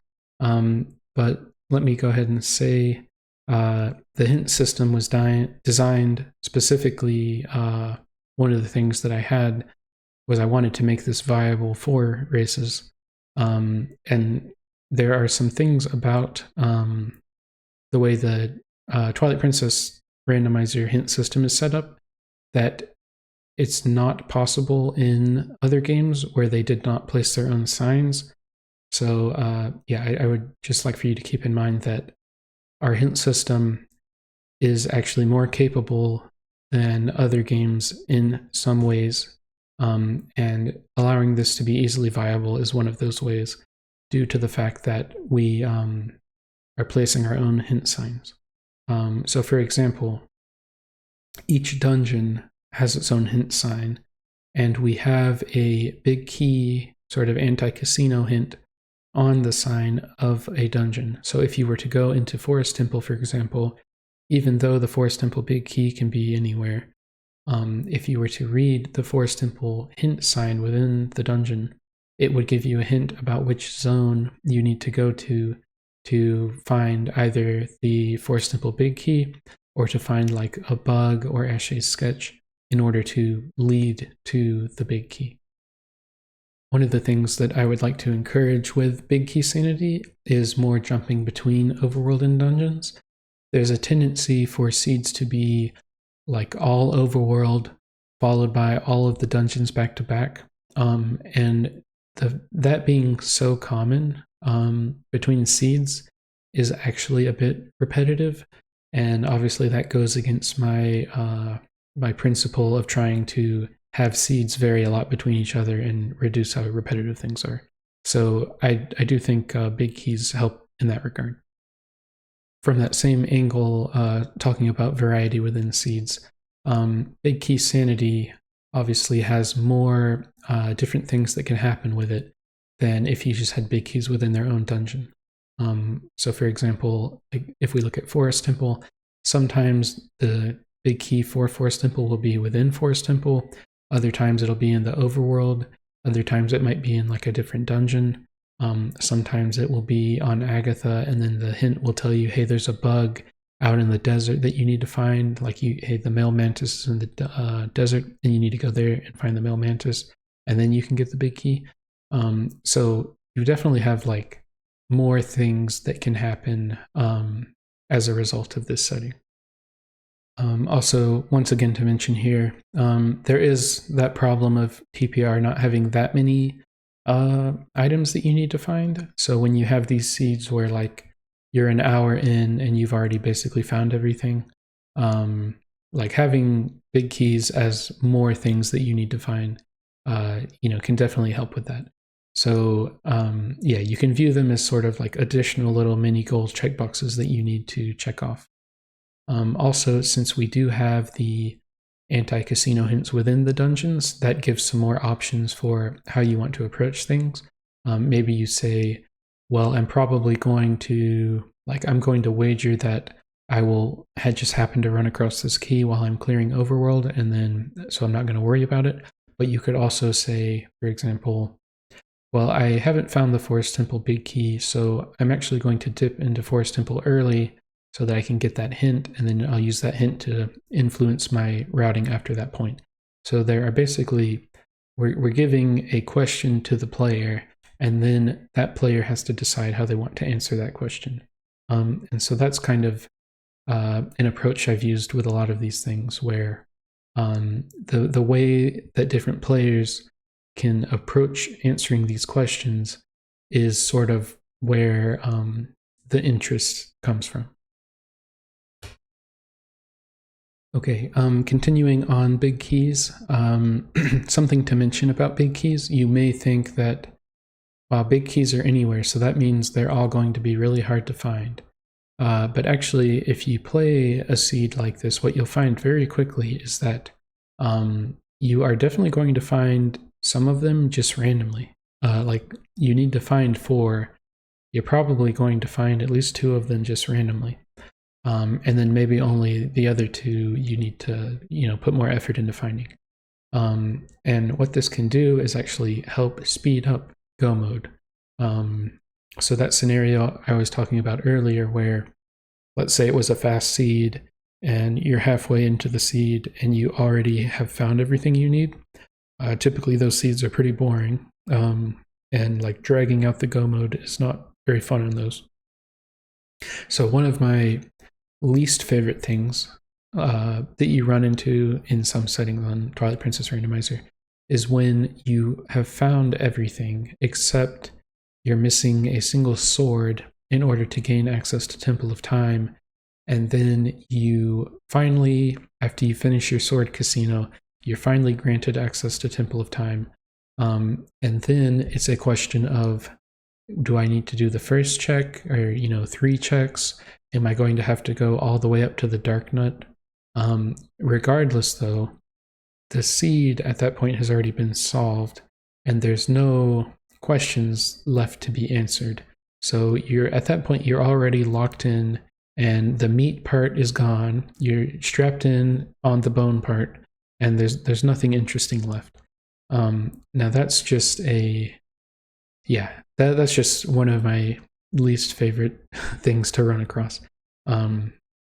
So that's a big reason that, or a big thing that kind of pushed me toward trying out Big Key Sanity, is the fact that having big keys within their own dungeon, once you're already Go mode, is just not enjoyable to me at all.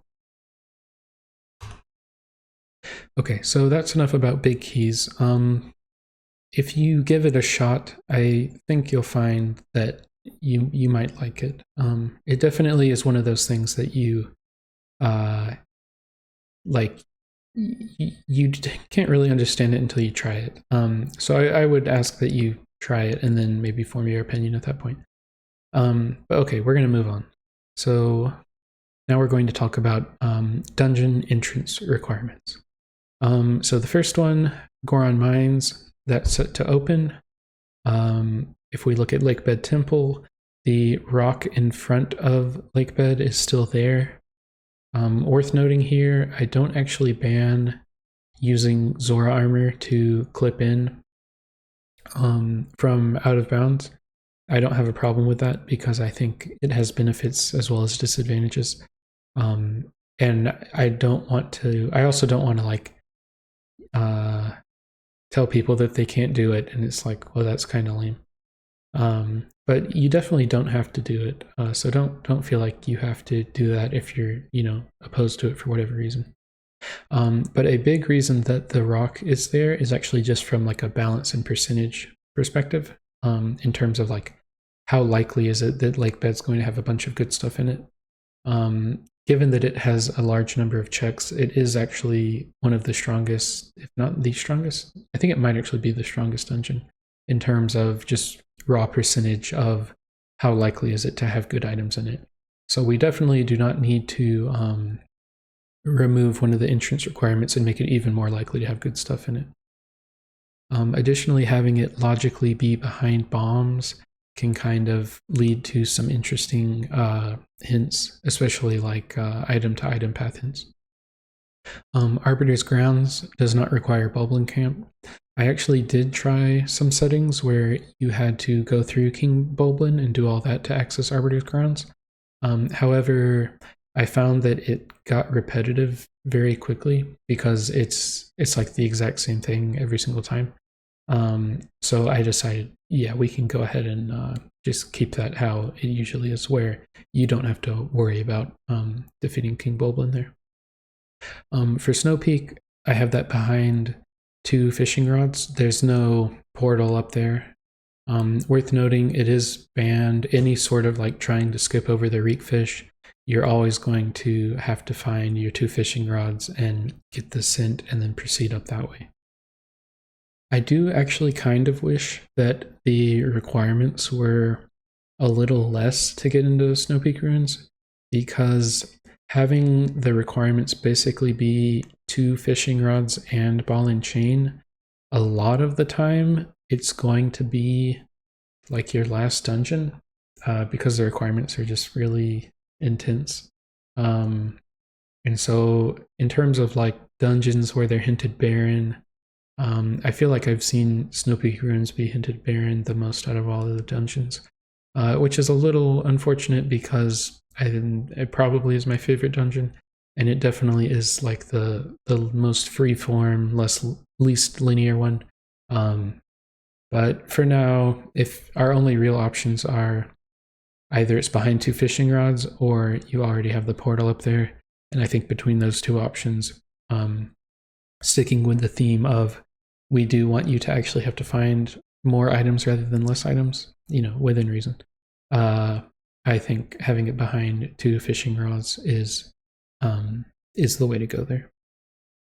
And City in the Sky requires a single sky character. I already talked about that near the beginning of the video, so I'm not going to go over that again. But yeah, it's definitely only a single sky character and not like 3 or anything.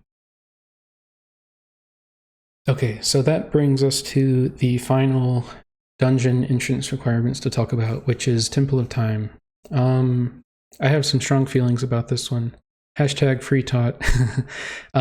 So if we were to look at swords to enter a dungeon and compare that to sky characters to enter a dungeon, let's look at the difference between those 2 things. So a sky character is a key to enter City in the Sky. It serves no other purpose. If we were to look at a sword, what does a sword do?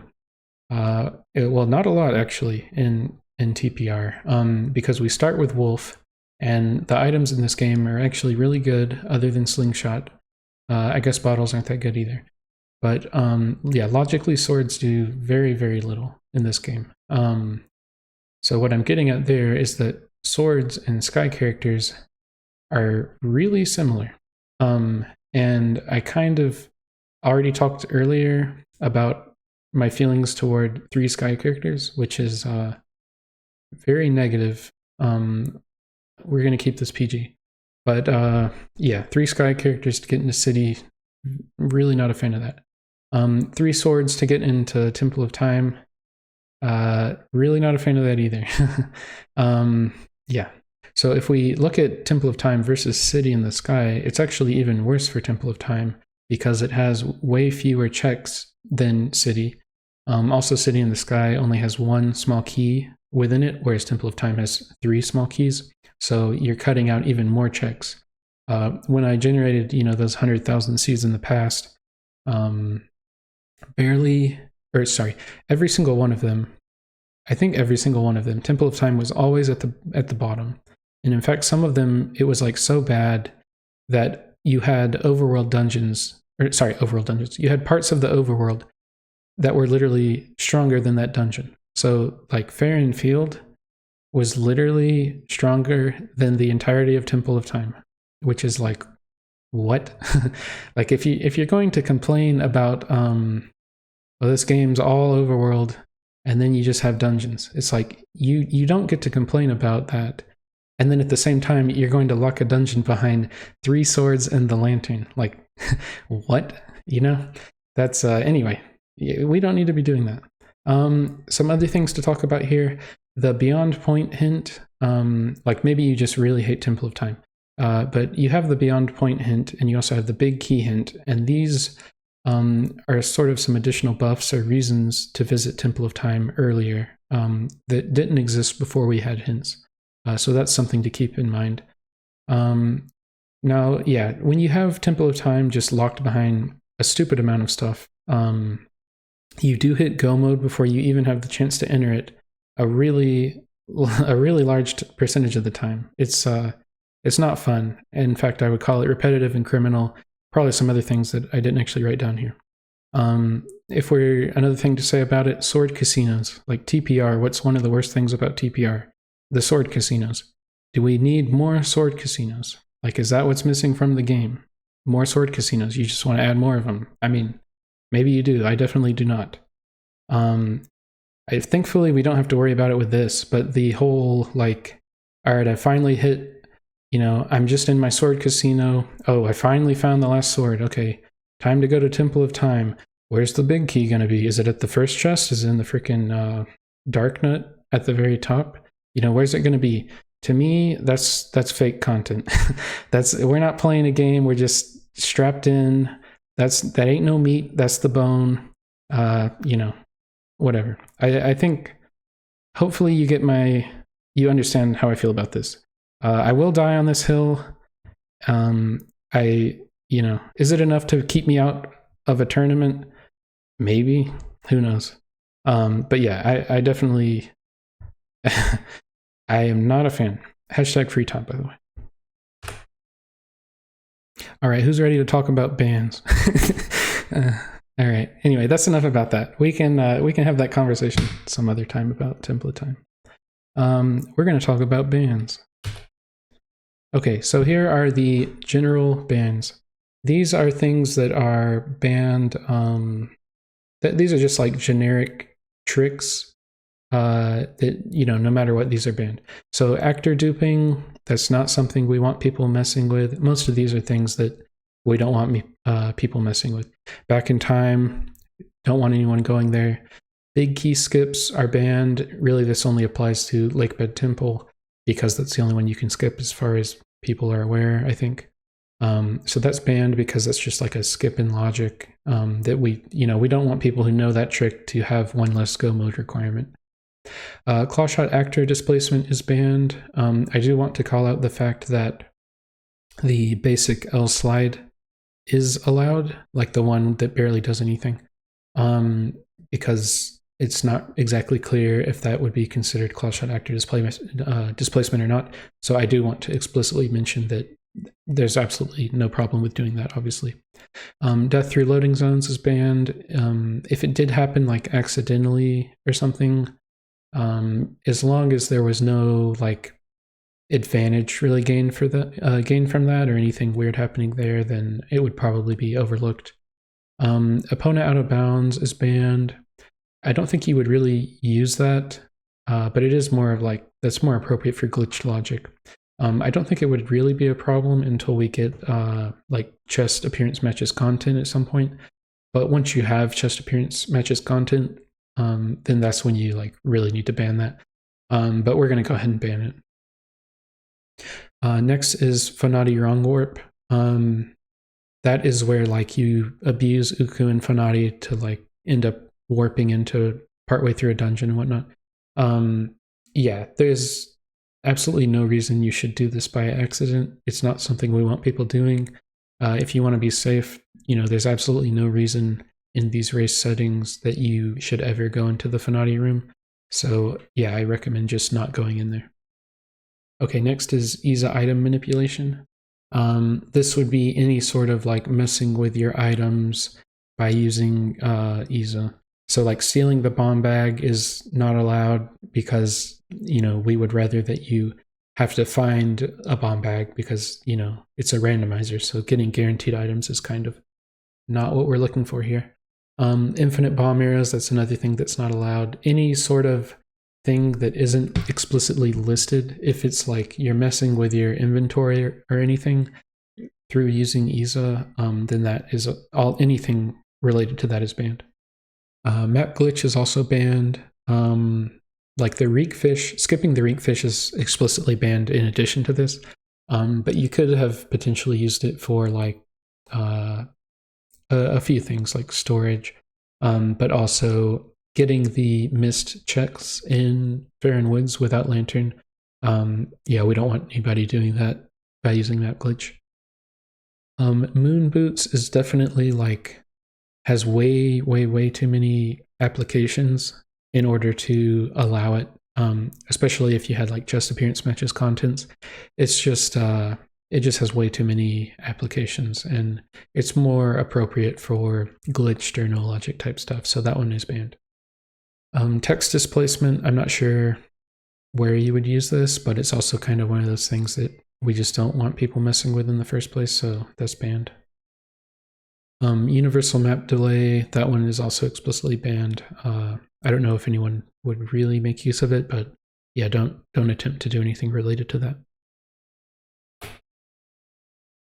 Okay, now we're going to talk about location-specific bans. The first one is owl statue clips, which means clipping through an owl statue. So really the only place you would run into this is in Sacred Grove. There's an owl statue with the chest behind it, which takes a single Dominion rod to access normally. There is like an extremely trivial way to use a pot, and then it's actually extremely easy in Randomizer, because if you do the quick transform shortcut, you literally don't have to time anything. You just stand in the right position, do quick transform, and that's literally all you have to do to clip through the owl statue.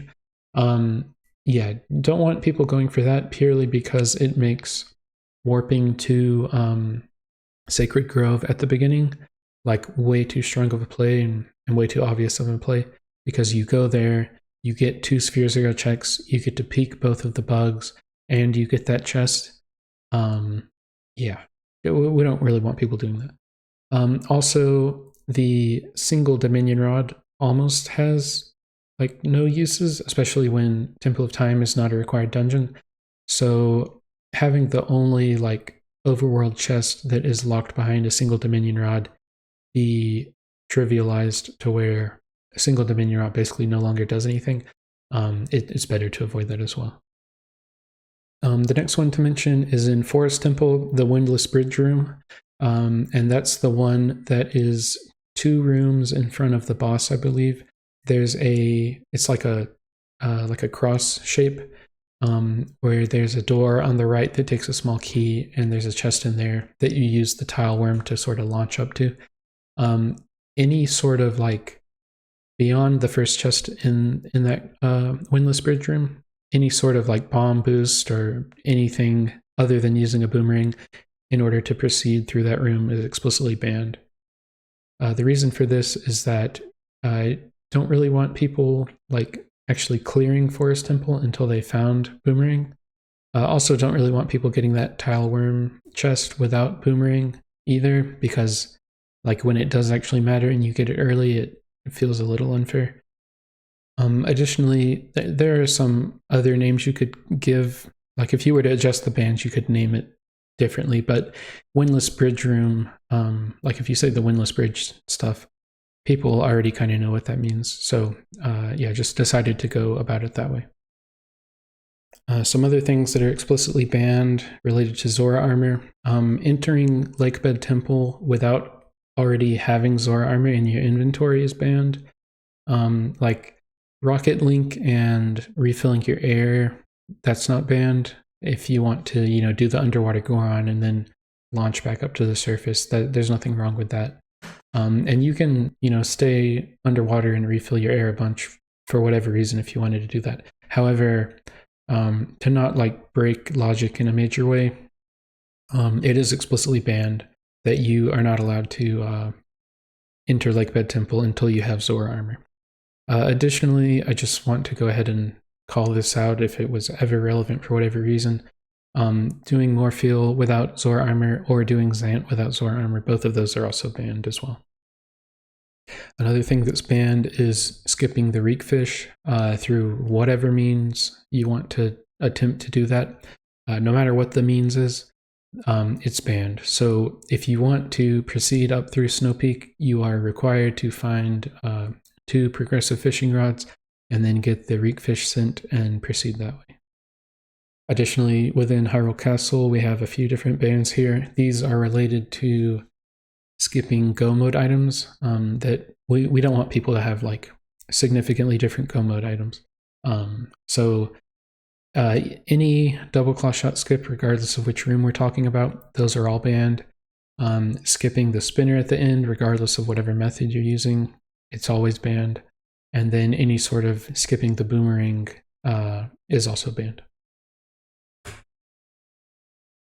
Okay, now we can talk about the Blossom hint distribution, which is specifically designed to work with the Blossom settings and rule set. So the first thing to mention is a concept called hint layers. These are basically, so most of the signs are going to have 2 hints on them. The way these are generated is like we have a first layer that gets generated, and then later on a second layer gets generated, and then those are randomly assigned to the different signs. So this is how most of the signs will have 2 hints on them. So the first layer is sort of the major hints or the strong hints. So these are the ones like the Baron hint, Path hint, and so on. The second layer will be the minor hints, which are the less powerful ones, and these are mainly sometimes hints. We'll talk about how the signs are split up, but the Ordon sign, it should be noted, has the starting hints, and so it actually has 4 different hints on it. 3 of them are major hints and 1's a minor hint. Now, major and minor hints, that's not like an actual term, that's just how I've decided to describe them in this context. Okay, let's talk about the relevant signs, how the signs in the world are broken up. So the Ordon sign, this is specifically your starting hint sign. It'll have 4 different hints on it. It works differently from the other signs. For example, if let's say we generate 3 path hints and then one of them gets put on the Ordon sign, we won't actually have a second copy of that hint like in the world, because you're expected to read it from the Ordon sign, and it would just be like a waste of space to later run into a sign that we already know 100% of players read as soon as they started. So that one is a little special. Then we have the overworld signs. I'll come back to those in a second. If we look at the dead overworld signs, these ones belong to zones where they're either, like all of the checks within the zone are either vanilla or excluded, such that there's nothing, basically there's no reason to go to these ones. So Cave of Ordeals, that one, everything there, the pose and the check at the end is excluded, so there's no reason to go there. So that sign doesn't actually have any meaningful hints on it. Same thing with Hidden Village and Bulblin Camp and Death Mountain. All of those signs don't have anything meaningful due to the fact that all of the checks within them are excluded. So if we have like a zone that's excluded, then we don't want, there's no reason to put a hint there, because we don't want people to have to worry about going to Hidden Village when there's no reason to have to go there, If we look at the dungeon section here, we have 4 listed. That would be your 3 required dungeons plus Hyrule Castle. The hints that get placed on these ones, they're all special hints, which are not like the normal hints, the normal hints would be like path hints, the Baron hints, sometimes hints, always hints, and so on. The special hints are the ones that are sort of generated as part of a special flow, separate from the normal hints, and these ones are, for dungeons, it would be like the beyond point hints, which tell you, is there anything beyond this point, or is it dead beyond this point? And then it would also be the big key hints. Those show up on the dungeons. For example, if you go and read the Hyrule Castle sign, then it will tell you which zone you need to go to in order to find the Hyrule Castle big key. Or if it was like on Agatha, then it would tell you this is the zone you need to go to, and this is the bug you need to look for within that zone, for example. Another thing to mention about dungeons, they can also get a special Baron hint placed on them because we have it set up such that a zone will always, no matter what, hint itself as Baron. So we don't place normal hints on the dungeon signs, but if we did have a Snow Peak Ruins is Baron hint, and we generated 2 copies of those, of that hint, and let's say one goes to Farron Woods and one goes to Kakariko Graveyard, for example, then we will actually generate a special 3rd copy of that hint, and it will get placed on the Snow Peak Ruins sign, because even though we don't place normal hints on dungeon signs, no matter what, we never break the rule that a zone, if there is a Baron hint for that zone, then no matter what, if you go to that zone will indicate that it is hinted Baron. And that's to avoid scenarios of, like, you don't have to be worried about, I go here and then I spend all this time and then it turned out it was hinted Baron and I kind of wasted that time. Due to how hints are set up for TPR, where we have exactly one sign which represents that zone, we're able to sort of assign Baron hint copies over to that zone. And that can kind of get around that issue of you go to a zone and then it turns out later it was hinted Baron. So you never have to worry about that, even if we don't start with every copy of the hint. Worth mentioning there, since that is the case, that a sign will always indicate if it is hinted Baron. That includes the Ordon sign. So if you were to start a seed and then you read the Ordon sign and it does not contain a Baron hint that says Ordon is Baron, then Ordon is not hinted Baron, period. I have some slides to talk about Baron stuff in the future, but that's enough on the dungeon section. Now on the unrequired dungeons, there are no hints within those ones. So for example, if let's say Lake Bed is not one of your required dungeons, then there's absolutely no reason to try to, swim all the way to Lake Bed and then walk through it to get to the sign there, because there's no reason for you to visit that, Lake Bed. Therefore, we don't place any hints there at all. So you definitely do not have to worry about going to unrequired Baron dungeons. Back on the topic of the overworld section, I'm going to read through all these abbreviations just so you know what they are. But the 20 overworld signs, these ones are where like the normal hints we generate get placed. So for example, your path hint, your Baron hint, sometimes hints, always hints, blah, blah, blah, those things. So just to read through these, FW, that's Farron Woods, then Sacred Grove, Barren Field, that's Kakariko Gorge, Kakariko Graveyard, Kakariko Village, Eldon Field, North Eldon, beside Castletown, Castletown, south of Castletown, Great Bridge of Hylia, Lineru Field, Lake Hylia, Lineru Spring, Lake Lantern Cave, Zora's Domain, Upper Zora's River, Gerudo Desert, and Snow Peak. So those are the normal overworld zones. And remember that the Ordon sign is a special starting hint one, which is not part of those normal overworld signs. Additionally, down at the bottom, a couple of other locations, the Agatha sign, which is outside Agatha's castle, that one will always contain the Agatha rewards hint, which tells you any sort of good items that you can receive from Agatha. If there are no good items to receive from Agatha, then the hint will also indicate, there's nothing good to receive from Agatha. If we look at the Giovanni sign, that is the sign that normally says Giovanni's house, which is located next to all the cats, which is right outside Giovanni's house where you dig in.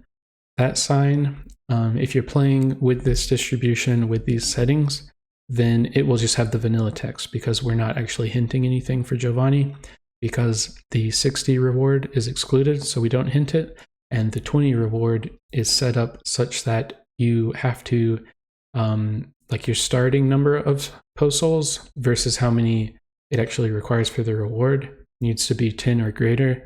So for example, since we start with 15 post souls and then the threshold is at 20, that's only a difference of 5, so we're not actually going to hint that. It's set up this way such that if someone was using this distribution and let's say they started with 0 post souls, then in that case, we do actually want to include that hint. But if you're playing with this distribution with the settings that are meant to go with this distribution, then Giovanni is not hinted at all. So you don't actually need to worry about reading that sign because the text will just be the vanilla text. Okay, now we're going to talk about hint copies. So I think pretty much every hint is going to have 2 copies, other than some exceptions, which we'll get into. Starting hints, which get placed on the Ordon sign, as I mentioned earlier, there's only a single copy of those, and that's because you are expected to read that sign at the very beginning of the seed, and making extra copies, not only would it be pointless, but it would also waste some space that we need to save in order to, put some actually meaningful hints out there. As I mentioned earlier, there is another exception, which is like a dungeon that's hinted barren. A lot of the times you'll end up with 3 different copies of that hint, because one of them will get placed on the dungeon sign. That one's a special copy. And then the other 2 copies, the normal 2 copies, get placed on the on like overworld signs. You could also have a scenario where there are only 2 copies of it, where one is the special copy on the dungeon sign, and then the other copy would be on the Ordon sign if it just happened to be the barren hint that got selected to be placed on the Ordon sign. Once again, if we generate 3 barren hints and one of them is for Ordon, then of those 3, the one that hints Ordon barren will always, 100% of the time, be selected as the barren hint that gets placed on Ordon. And that's because we have to, no matter what, a zone that is hinted barren will always hint itself barren. So it gets one of those copies. Is that it? Yeah, I think that should be it for hint copies. Okay, next we're going to talk about always hints. If you want like the ultra detailed explanation for how always hints work, then I would recommend watching the hint system introduction video, which goes into detail about different scenarios you might see with always hints. I'm just going to talk about it from what you would actually see if you were playing on the race settings. So there are 5 different checks which are hinted. So Goron, Springwater Rush, Iza, 1, Plum, Lanayru, Ice Block Puzzle Chest, and the Shellblade Grotto Chest. So there are 2 copies of each of these, but we have them where it's 2 hints per sign. So rather than having to use up 10 of our 20 spots just on always hints, we actually only have to use up 5. On the next slide, I'll show how that's actually split up. But whenever you run across an always hint, the sign is always going to have 2 different hints. So for example, one might have Goron, Springwater Rush, and Iza, and then a different one might have Iza and Plum, and a different one might have Plum and Ice Block Puzzle Chest, for example. And so always hints, they actually monopolize their spots, and what that means is that they sort of take over that entire spot, and then further layers, so like the second layer, which has sometimes hints, for example, does not actually place a hint on an always sign, and that's because we're already planning to place 2 always hints on that sign, so we don't want a 3rd hint on that sign. The only exception to this is special hints, such as beyond point hints, which are generated as like a special process, and they're placed on signs as part of that other process. Those ignore the monopolizing the spot, because, for example, if we have a beyond this point hint for like Lake Lantern Cave, then even if Lake Lantern Cave were to get one of the always hints things, such that, let's say, it hints Goron and Iza, well, we still need to place that beyond point hint on the Lake Lantern Cave sign no matter what. So in that case, you would actually see 3 hints. And in fact, the Lake Lantern Cave, I think every time you go there, pretty much, unless it was like one of the hinted barren zones, it will have the beyond this point hint followed by the 2 other hints, which would either be like 2 always hints, or it would be a first layer hint and a second layer hint. Okay, now looking at how always hints get placed on a sign. So previously we saw that there were the 5 checks. We're going to assign the letters A through E to those checks, and then we'll do 2 copies of each of them. So we have A through E twice. In terms of how we would group them, we do A, B, then C, D, then EA, then BC, then DE, like that. So each one of those 5 spots is going to have 2 different hints on it. And you can see with how that's split up like that, you need to find at least 3 different signs in order to get all the letters A through E. But if you were unlucky, then you would need 4 different signs in order to get all of the different A through E letters. Notice that you actually will never have to find all 5 of them, because there's no way to pick any 4 of them without having already seen all the letters A through E. So it'll either take 3 if you're lucky, or if you're unlucky, then you'll need to find 4 out of the 5 signs that have always hints in order to see what the contents of those 5 checks are. Okay, now let's talk about what kind of hints you'll see on the first hint layer, which is the stronger hints. Okay, so the first thing that we generate is 3 barren zone hints. Remember earlier that I said pretty much every hint is going to get 2 copies unless we put it on the starting sign. So we generate 3 barren zone hints. One of those 3 gets sort of pulled out and placed on the Ordon sign. If any of those 3 barren zone hints were hinting Ordon, then we'll always pick that one, because it is a hard rule that a zone sign must always include a copy of the barren hint for that zone. So you're never going to go to a zone and read the sign and not know that that zone happened to be hinted barren. So yeah, that's important to remember, and I'll probably repeat that some more because we have some barren hint slides coming up. The next one to mention, we have 3 different path hints which are created. Usually it will be 1 for each of your 3 dungeons. In certain scenarios, that's not possible for reasons. I think I have a slide later where I'll talk about that, but sometimes you might get like Fyrus and Blizzetta and then Ganondorf for one of them. Or in extremely rare scenarios, you might get like Argarok and then Diababa and then actually get a second hint toward Argarok or something.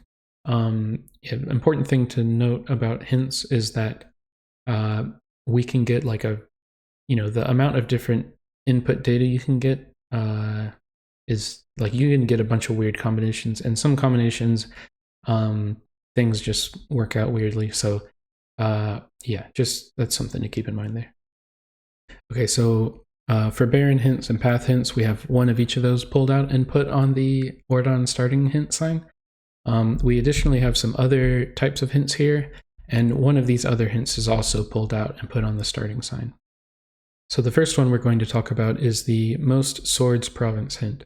In terms of what type of hint this actually is, it's called a number, or what's called num item and area hint.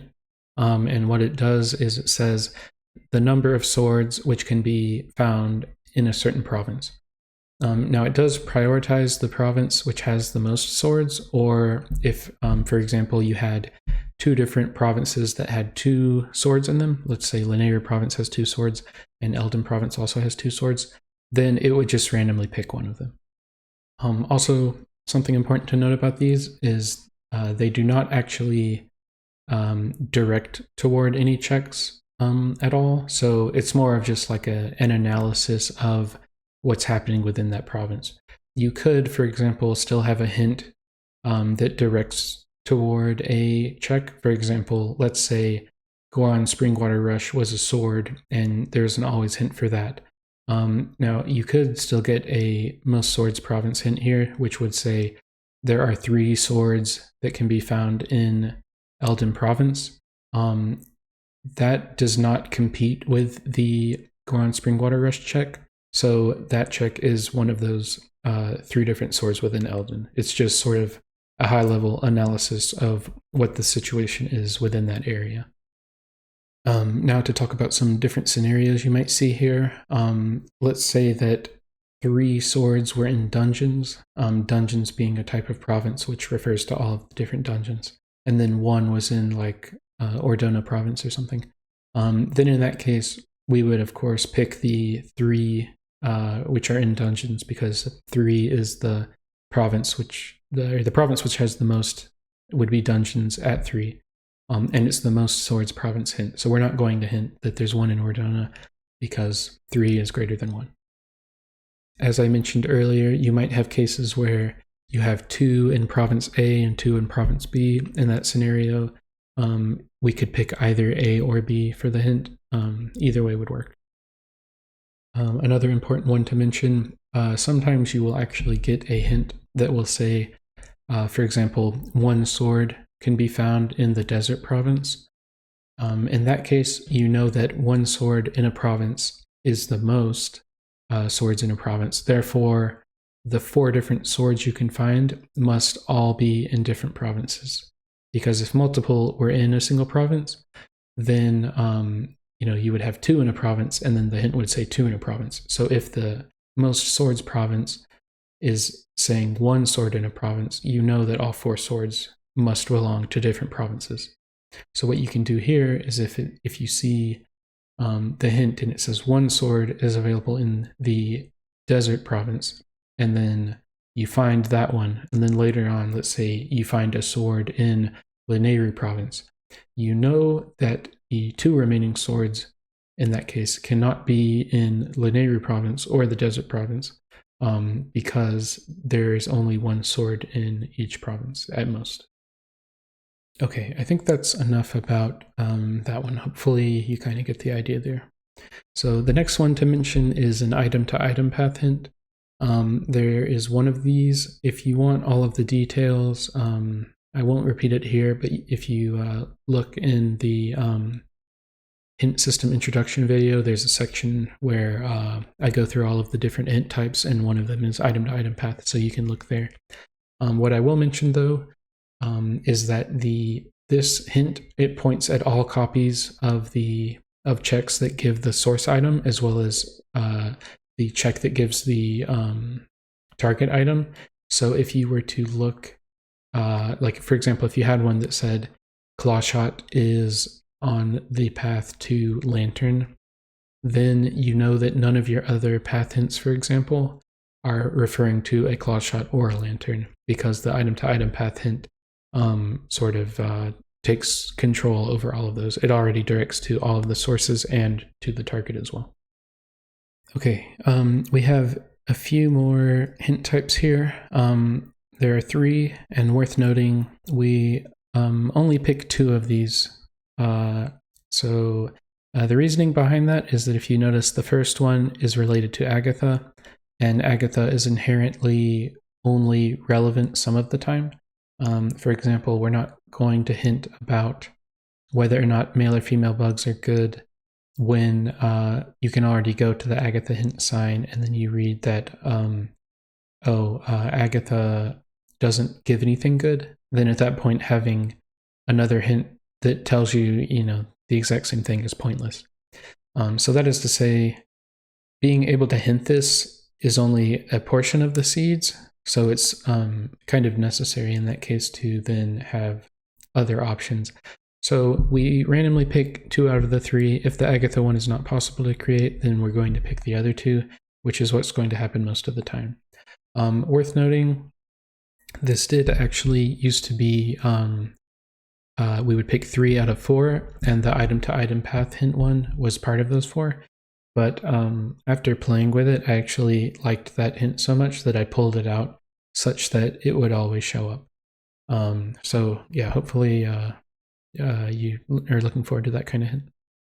Okay, so the first one of these is the trade group hint. There are different variations of that you could have at a high level, but specifically for this hint distribution, there are only 2 different versions you can see. One of them will say, bringing male bugs to Agatha leads to nothing. The other one would say, bringing female bugs to Agatha leads to nothing. And again, that type of hint can only show up when Agatha has things that are good to give you. And in fact, there's actually some logic there such that it will only show up when it's not possible to logically complete the seed without actually trading something from Agatha. So if she has like a bow, but then 2 of the bows are easily findable, then in that case, we're not going to waste space creating this hint, because it's kind of would just be a waste at that point. So if you do run into this hint, it does help because it cuts it from 8 bugs you need to find down to 4, because it'll get rid of one of the genders. But it's also useful because if you see it, you know that you're not, like, you do actually need to get an item from Agatha, and you can read the Agatha sign to potentially try to figure out what that item is. The next type of hint is a barren hint category one. So this is a barren hint, but rather than referring to a zone, we'll refer to a hint category. For example, this would say that there's nothing to be found behind owl statues. That would be one type of hint category we could hint about. Another would be like the upper desert or the lower desert. I'll go through all of the different types of hint categories on some slides a little further in. The last one to mention here is an item hint. So the way an item hint is phrased is it would be like you get a hint and it says, they say that the boomerang can be found in Eldin province. So that's an example of how an item hint is phrased. Now for these ones, the check status must be required. So the item hint will refer to a check that is required. So if you got it and it says the boomerang is in Eldin province, then you would know that the boomerang is required. Of course, for that item, you always know it's required, but it could be something like a Dominion rod as well. And it has the check status display set to required or not. And that means that the words required will also show up in the text, which is just a reminder. And then the text will be blue for whatever the item name is. And then finally, the always hints are technically part of the first hint layer as well. We've already gone over what those look like, but I just wanted to mention those as well. Okay, barren hint copies. I've already talked about this some, but I do want to make it extremely clear that one of the barren hint copies will always go to that zone. So there's no fear of like you spend a bunch of time here and then you find out, 30 minutes later that it was all a waste or something. This is something that is new to this randomizer, and it's made possible by the fact that we have a sign that corresponds to every zone in the game. So yeah, because of that, we're able to place one of the barren hint copies on that zone. So yeah, just keep that in mind. For this distribution, as you saw earlier, we have 3 different barren zone hints, and only one of them is a starting hint. Don't be afraid of that, because if you go to a zone, all of the hint signs for zones are fairly quickly accessible. So if you go to a zone and you don't yet know all 3 of your barren zones, then you will want to probably read that sign. And then if that sign doesn't indicate that the zone that you're in is barren, then the zone that you're in is not hinted barren, period. And so as you're playing, trying to figure out what the other 2 barren zones are, that is kind of one of the questions that you are trying to answer. And it does impact your routing a little bit. And that's intentional. That's like a feature and not a bug. And that is made possible due to the fact that TPR, for TPR, we're placing custom signs, and each sign corresponds to a zone. Okay, so just going through some of the text on this slide. So as mentioned earlier, for Ordon, the barren hint will go on that sign, and it will only have a single copy, because at that point, that's a starting hint, so there's no reason to place another copy. For the other overworld zones, one of the 2 barren hint copies also goes on that zone's sign. So for example, if you had a hint that, let's say, Farron Woods is barren, then one of the copies would go on the Farron Woods sign, and then a different one, like the second copy, could go to, let's say, Linear Field or something. Another thing to mention here, I have said that the hints that go on the Ordon sign only have a single copy. That's not the case for barren hints, because it's a hard rule that a zone that is hinted barren will also hint itself barren. So in that case, let's say one of your starting hints is that Farron Field is barren, then that hint, since it's a starting hint, it will be on the Ordon sign. But if you were to go to Farron Field, then it would also have that hint on it as well.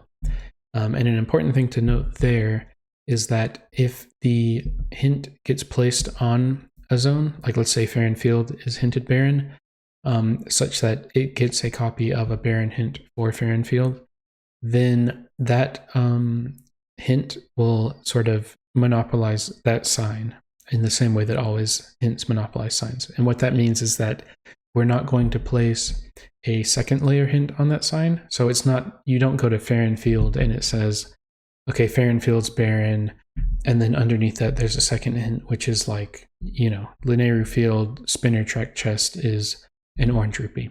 When we have zones that are hinted barren, we don't want players to, like once a player knows, oh, okay, Farron Field is barren, then there's no reason to go there at all, not to find items, and that includes reading the sign. Once you know it's barren, there's no reason to go there.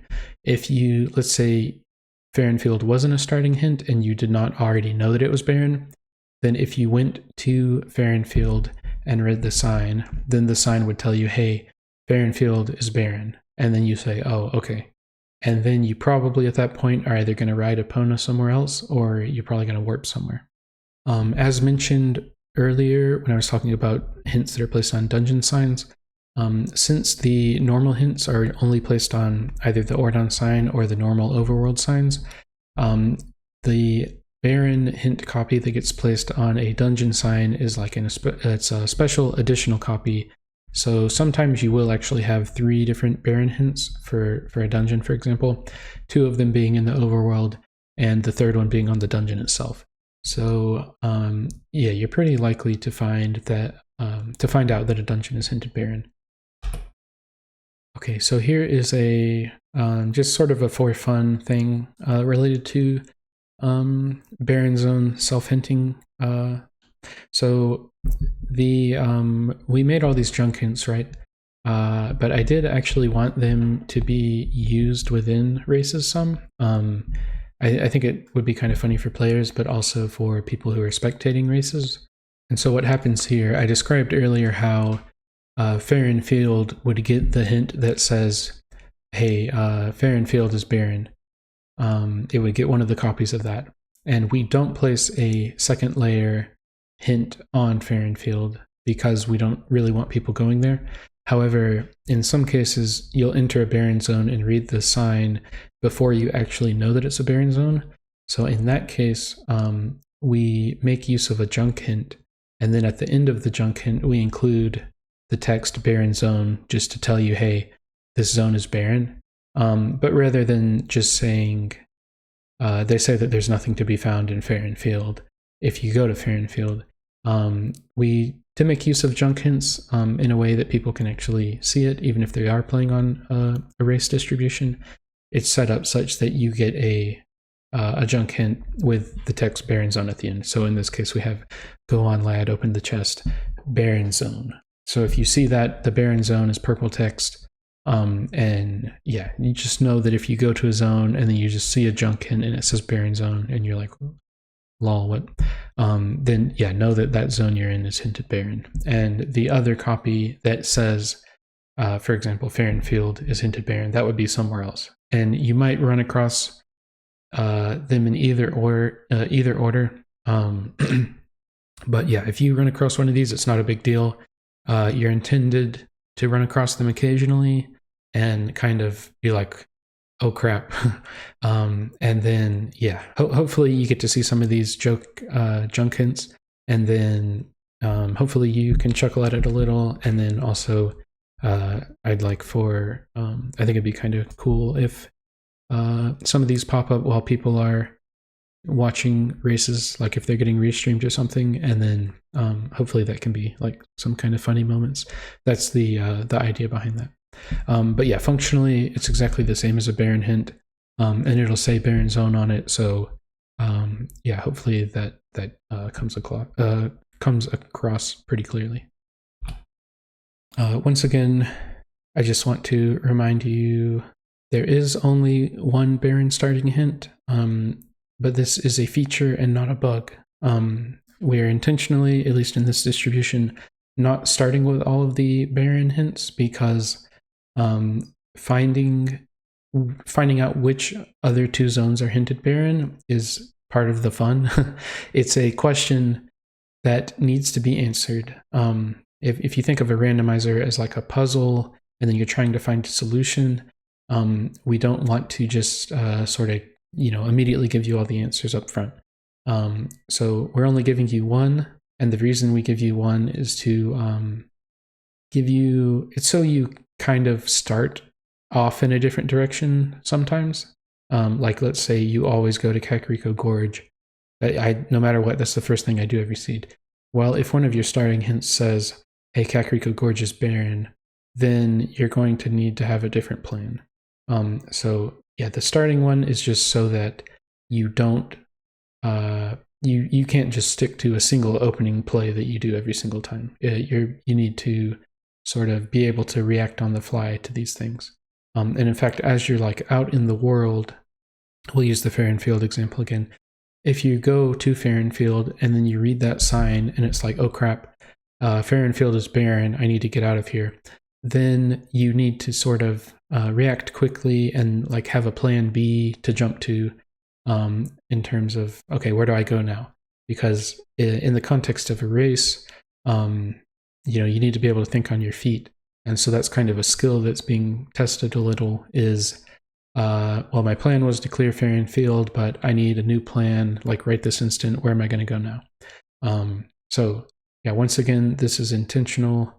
This is not like, I just didn't plan for this or something. It is intended that you are going to have to figure these out as you go.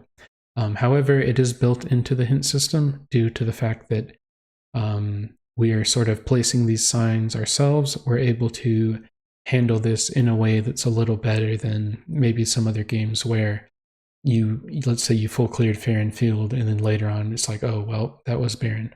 That's never going to happen. Always bold, underline, if you are in a zone and that zone is hinted barren, then if you read the sign for that zone, it will tell you, hey, the zone you're in is hinted barren. You should go do something else. Okay. I just want to make that very clear because it is new behavior for Zelda randomizers, as far as I'm aware, and I want to make people very aware of that because I don't want this idea to get dismissed before it's given a fair chance by people. Last thing to mention, because it's written on this slide and I don't think I mentioned it yet, the routing within different areas can actually change depending on if you have already figured out all of the barren zones or not.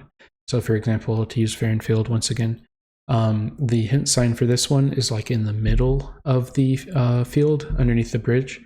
So if you don't yet know all of your barren zones, then you probably want to go to the sign first in order to, confirm, is Farrenfield barren or is it not barren, like hinted barren. But if you already knew all of the zones that were hinted barren, and Farrenfield's not one of them, then if you were coming from Farren Woods, for example, you may want to go to the grotto first, because maybe that way of routing the area is actually faster. So it is meant to sort of impact your routing as well. So just wanted to mention that. Okay, I think that hopefully that's enough on barren hints. We're going to go over path hints just very quickly because I've already mentioned some of this stuff. But there are 3 path hints. One of them is a starting hint, and these would be the ones that say, for example, Kakariko Village is on the path to Blizzetta. That would be an example of a path hint. Usually all 3 of them will be toward dungeon bosses. So if your 3 dungeons were Forest Temple, Goron Mines, and Lakebed Temple, then you would have one toward Diababa, one toward Fyrus, and one toward Morpheal. There are scenarios where it's not possible to create one for one of the primary dungeon bosses for whatever reason. So in that case, you will likely see one where it says Path to Ganondorf. And so that would be a check which is on the path to Ganondorf, but not on the path to other bosses. So if we look at the example on this slide, we say if Iron Boots is on the Goron Springwater Rush check, then that is already covered by an always hint up front. And then let's say maybe bows are also, potentially path to Virus, but we'll say, for example, you have two different bows, which are Sphere 0, such that you could grab either of them.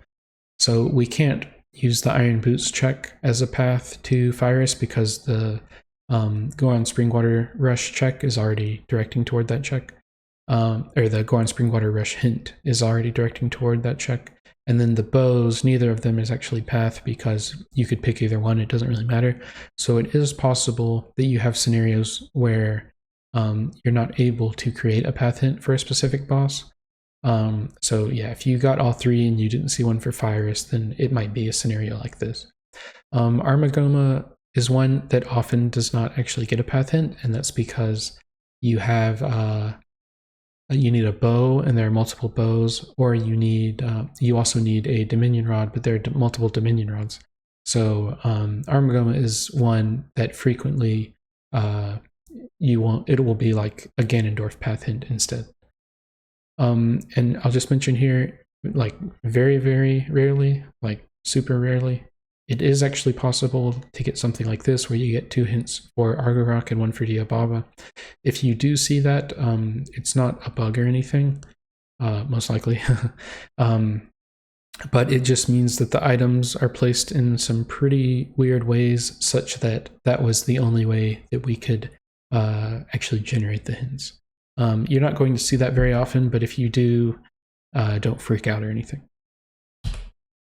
Another reminder about path hints, when you're playing with big key sanity, where big keys can be anywhere, or if you're playing with big keys in any dungeon, the path hints toward bosses, path hints specifically, not the item to item path hints because that's a different thing, but for path hints where we're talking about the path to a boss, when it is big key sanity, like it is in this case, then the path hints are calculated as if you have already started with all the big keys. So basically the big keys don't factor into the path hints.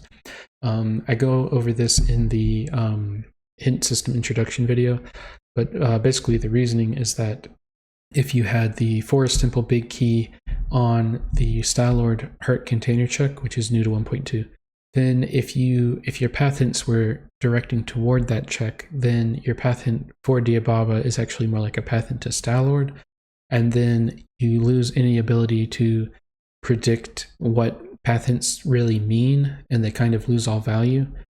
So that path hints are consistent between whether or not you're using big key sanity or you have big keys in own dungeon or whatever you're doing there. The path hints for this rule set and for any settings where you have big key sanity turned on, they are calculated as if when you start the seed, you already have all the big keys. So that's just something to keep in mind there. Okay, I also wanted to quickly talk about the item hint. So this would be like, they say that the Gale Boomerang required can be found in Eldin Province. That would be an example of an item hint you would see in this distribution. If it is a unique item, such that you can only find a single copy, like with the boomerang, then we will hint the province. So in that example, it's in Eldin Province. If you look at the example beneath that, we have the lantern can be found in Lakebed Temple, which is a zone and not a province. The province would be dungeons. If it is a dungeon, and like if the zone is a dungeon, for example, Lakebed Temple, then we will hint the specific zone and not just dungeons as a province. That's just because the hint's not really that useful. If you were to say the lantern can be found in a dungeon, then that's not, I mean, it's useful, but it's not as useful as we'd like because you can't really factor it into your routing that much. But yeah, that's just something to be aware. However, if the thing that we are hinting has multiple copies, like Fishing Rod or Dominion Rod, then it will always hint the zone. And that's so that, like if we were to say a Dominion Rod can be found in Lanayru Province, but then both of them are in Lanayru Province, then the hint it's just not as useful. Anyway, or I guess we could say, since you have to find multiple of that item a lot of the time, we want to be more helpful with the hint and go ahead and tell you the zone rather than the province.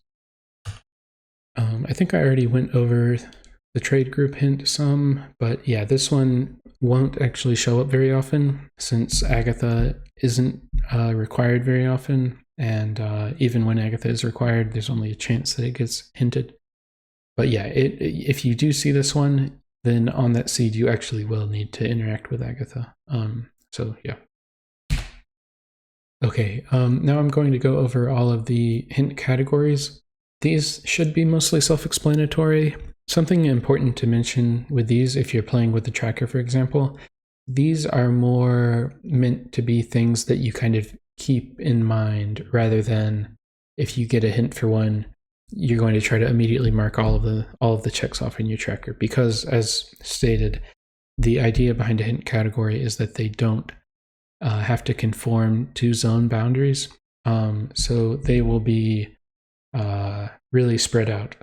So yeah, you're not going to want to like immediately mark off every single owl statue, for example. And it's more like in the same way that you, if you find like an item to item path hint or a normal path hint, you're in your mind, you're kind of, keeping track of that information of like, the path is this way, and then maybe I want to go here because of that or whatever.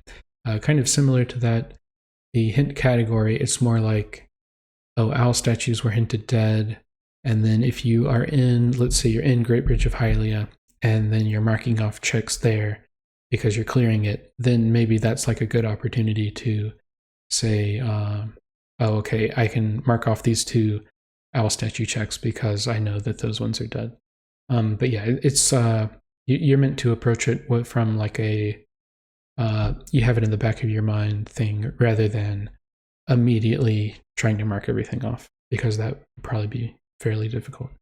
I'll probably make a tracker eventually that will allow you to just click a button and immediately check them all off, but obviously I haven't had time to work on a tracker with all the other stuff. Okay, so the first category to go over is called Purple Mist. This refers to the checks. It will say like there's nothing to be found behind Purple Mist, and this means the checks that are accessible behind the Purple Mist by using Lantern. So this does refer to the 3 chests which are accessible behind Mist, and it also refers to the 2 chests which are in that cave behind the Mist as well. Next one to mention, owl statues. So this would be all of the checks which require like either looking underneath the owl statue or like using the owl statue to jump to the chest. So for example, Great Bridge of Hylia, it would be both of those checks at the owl statue, and that applies to each of the areas that has the owl statue, as well as the 2, when you first enter the Temple of Time Past area, there's like a Poe behind an owl statue, as well as that chest. Those ones are included, and then Hyrule Castle is excluded, but if you were to look in the Hyrule Castle graveyard, there's that one chest which requires using owl statues. That chest would be included as well. But in this case, Hyrule Castle is excluded, so we don't actually have to worry about that one. Okay, the next one is Lake Lantern Cave Lantern Chests, which is a bit of a long name, but this is referring to the 2 chests within Lake Lantern Cave, which are hard locked behind Lantern. So that would be the 6th chest, as well as the very last one at the end.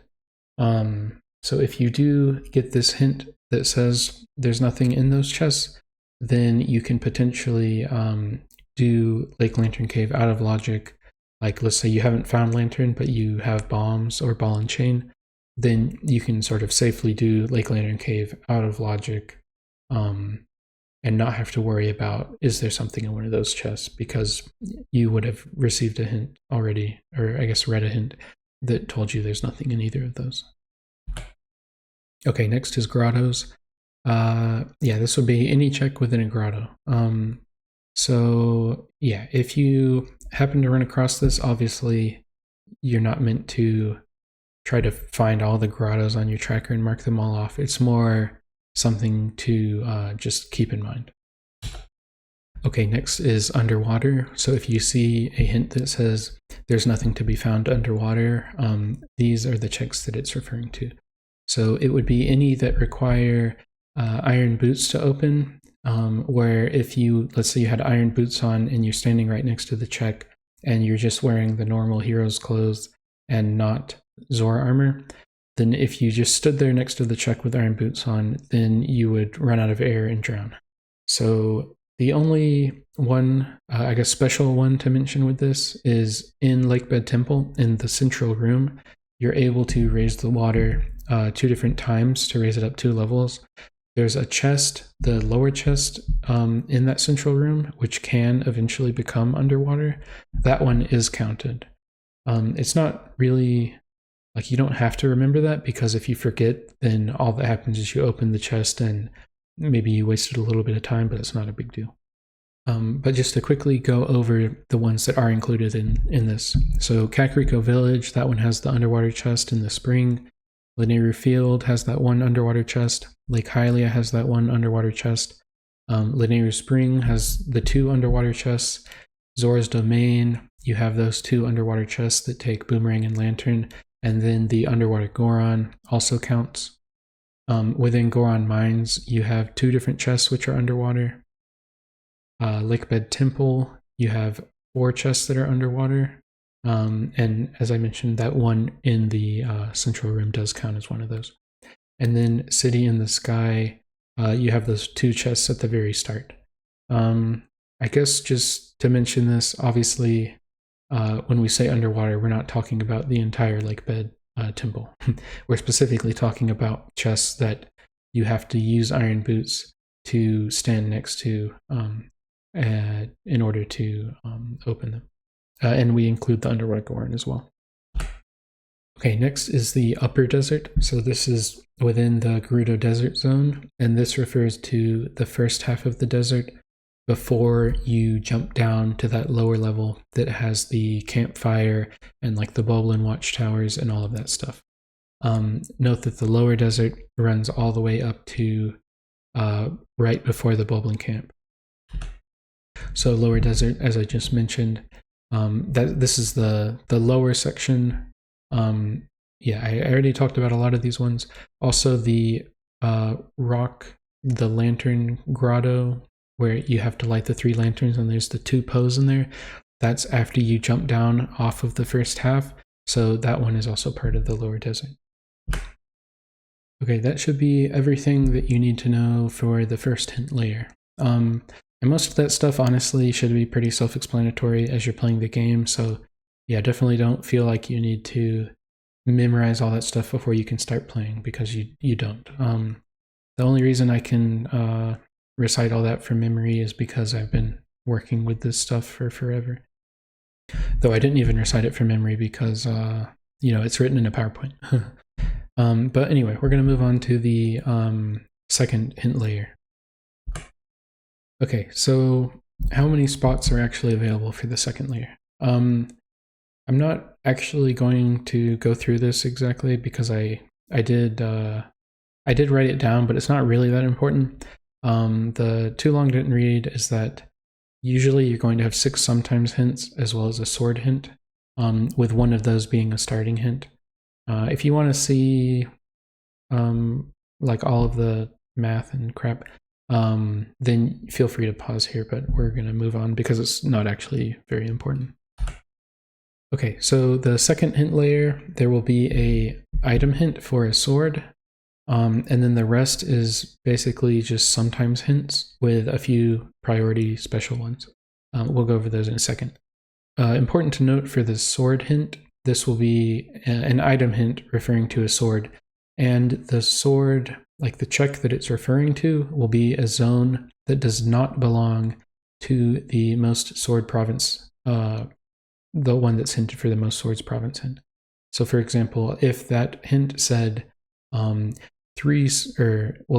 swords can be found in Eldin province, then this hint would not be there's a sword in Kakariko Village, because that is already covered by the hint that says, hey, there's 2 in Eldin province. So it would be one for a zone that is not part of that province. And that is to the point of these sword hints is to sort of combat sword casinos. So a lot of the time, you'll end up with a hint where it's like there are two swords in this zone, or sorry, 2 swords in this province, and then you'll get this other hint which says there's a sword in this zone that doesn't belong to that province, and that way you kind of have an idea of where you can find 3 different swords, and that helps a lot with the casinos. Now sometimes you will get like the hint that says there's 1 sword in this province, and then you'll get this other item hint, and you really only have a direction toward 2 of the 3 swords you need. However, remember that if you get the most swords province hint and it only hints 1, then that does give you some additional info, because you know each province only has a single sword, and so you can kind of use that to narrow down your search for the 3rd or 4th sword. So I think I just went over all of that for the sword hint, but we can just go through this example. So we have 1 in Faerûn Province, 2 in Eldin Province, and 1 is in a dungeon.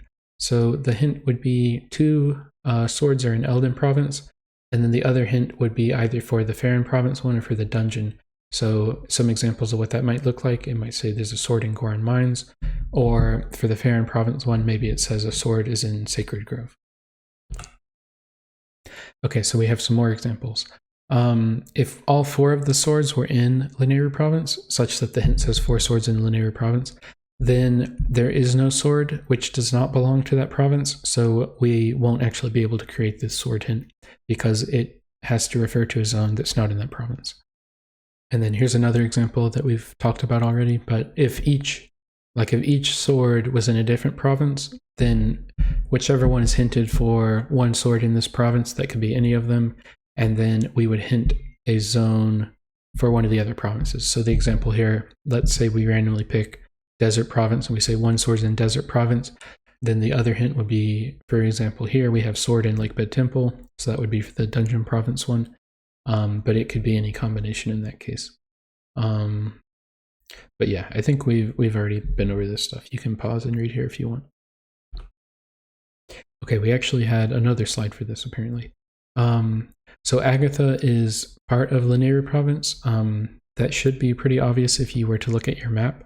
So if you do see there are 2 in Lanayru Province, and you were to view Agatha's hint and it says there's a sword there, that one does in fact count for Lanayru Province. So the one on Agatha would be one of those 2 that belong to that province. Just a reminder that the dungeons are all part of the Dungeons province and not part of any of the overworld provinces. And if you are confused about the zone that one of the overworld, or sorry, the province that one of the overworld zones belongs to, then if you were to open the map and move your cursor around such that one of the provinces gets highlighted, then what you see on the map there is accurate. So for example, let's say you're south of Castletown and you're like, I don't know what province this is. If you open the map, then you can see, oh, this is part of Lanayru Province. Okay, now we're going to go over some of the special hints on the second layer. These are kind of like sometimes hints, but there is some special logic for these ones because we want them to be included under certain conditions. This one we want to be included whenever possible. And so what this is a location hint, basically a sometimes hint, which will be either for wrestling with bow or for herding with goats. Now those 2 checks are excluded from the sometimes hint, so you will always have exactly one of these hinted. It will either be wrestling with bow or it will be herding goats. A time when you might not see this would be, or well, you wouldn't see it in this case. It would be if Ordon was hinted barren. So let's say you read the Ordon sign at the very beginning and it says Ordon is hinted barren. Then we're not going to generate one of these hints because obviously that would be pointless.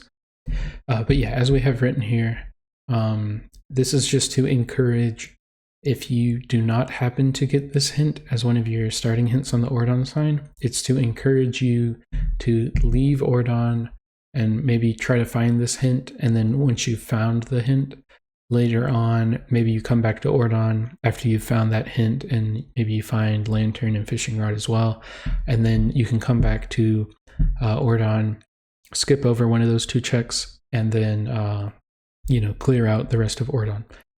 This is definitely to encourage you to not have to do bow or goats at the beginning of a seed, because it's definitely kind of a drag where you're like, let's play a TPR seed, and then a minute in you're just like mashing the A button. That's kind of like, or you're hurting goats. Those are not very fun ways to have to do like every single time. So you can potentially get this hint as one of your starting hints, and then maybe you do want to do the one that's not hinted as junk as your as part of your opening route in Ordon. But this is here definitely to encourage you to to have the optimal play be skipping over having to do these at the start of the seed.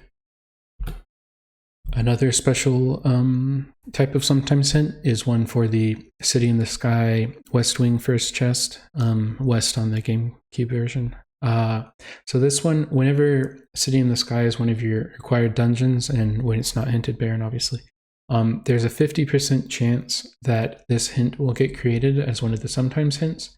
And what this does is it tells you the contents of the first chest of City in the Sky on the West Wing.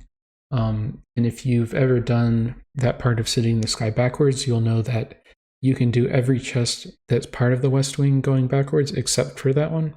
And so this is designed, there's a 50% chance for it to show up. It's designed such that sometimes you'll want to do City in the Sky West Wing forward, and sometimes you'll get this hint and maybe you want to do it backwards in that case.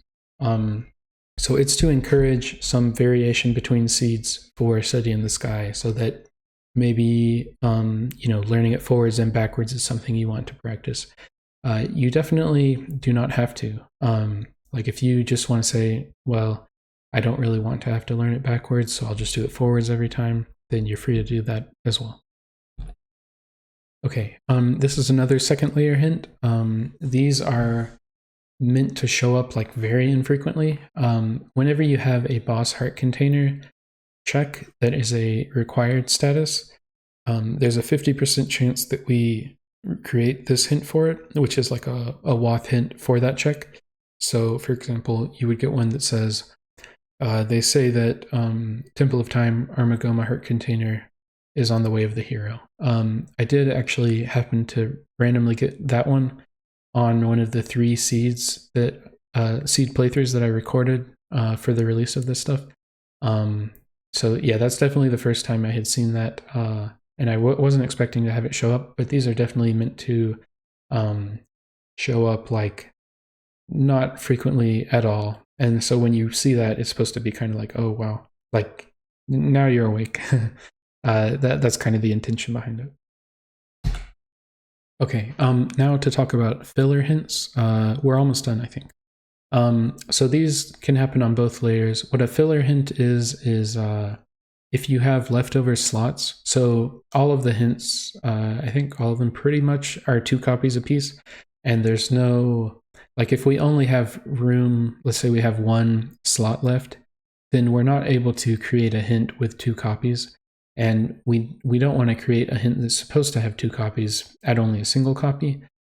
So in that case, we create a filler hint, which will sort of fill in our leftover spots. Usually, I think for this, it would only be if like we had an odd number of spots to fill, and then like we had 1 left at the end or something like that. Then in that case, we'll just create a filler hint and put it there. And so these ones will be basically pointless hints. So the example here, we have Purple Rupee at Lake Hylia. That's like not really very helpful. In some distributions, there'll be junk hints, but in this case, since we're using junk hints for the self-hinting Baron zones, we don't want to use junk hints for something else because that might get confusing. So it will just be like Purple Rupee at Lake Hylia or something like that. Or it might be like Bombling's Tin at Sacred Grove. Things like that.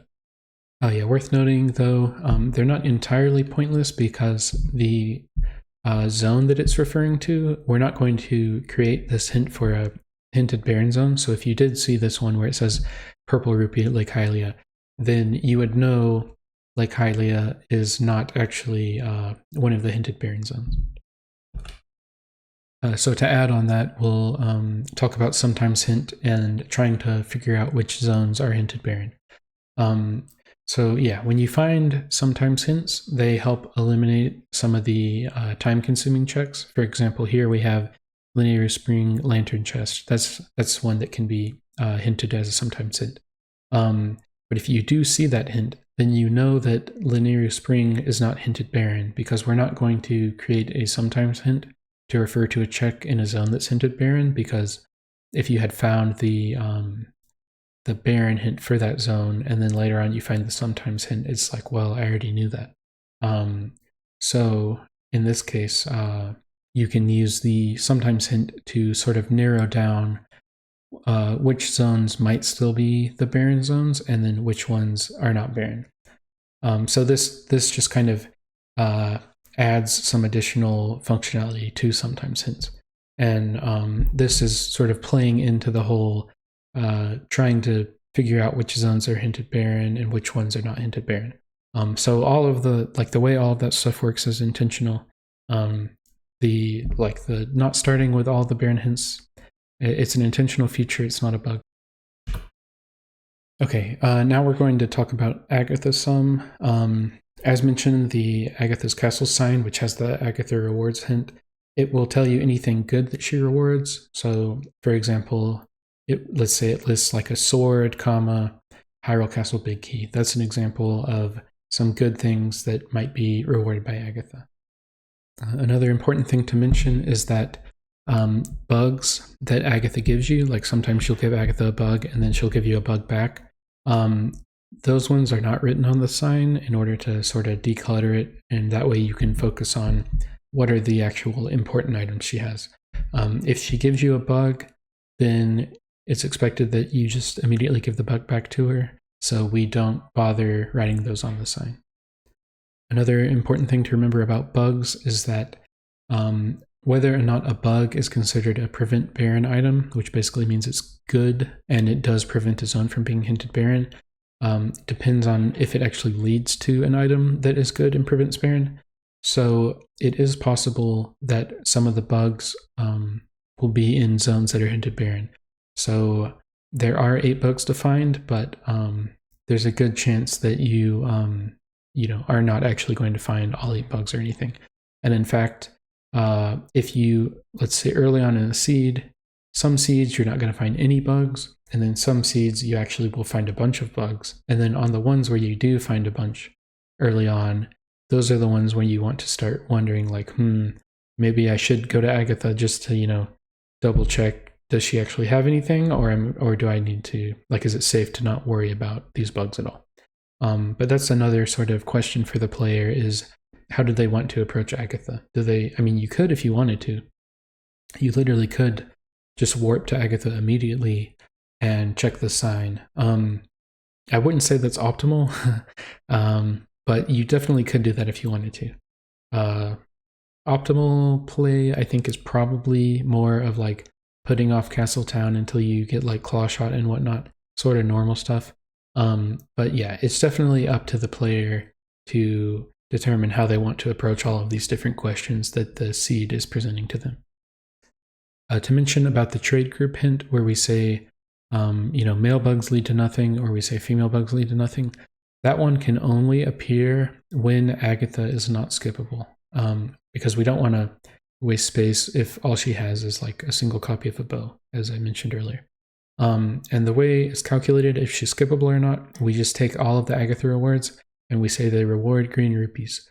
So that, and then we see if the seed is still beatable in that case. And what that represents is basically going through the seed and never trading anything to Agatha. And then if the seed is still beatable, then we can know, okay, it's safe to not trade anything to Agatha. And when that is the case, then we're not going to generate that hint.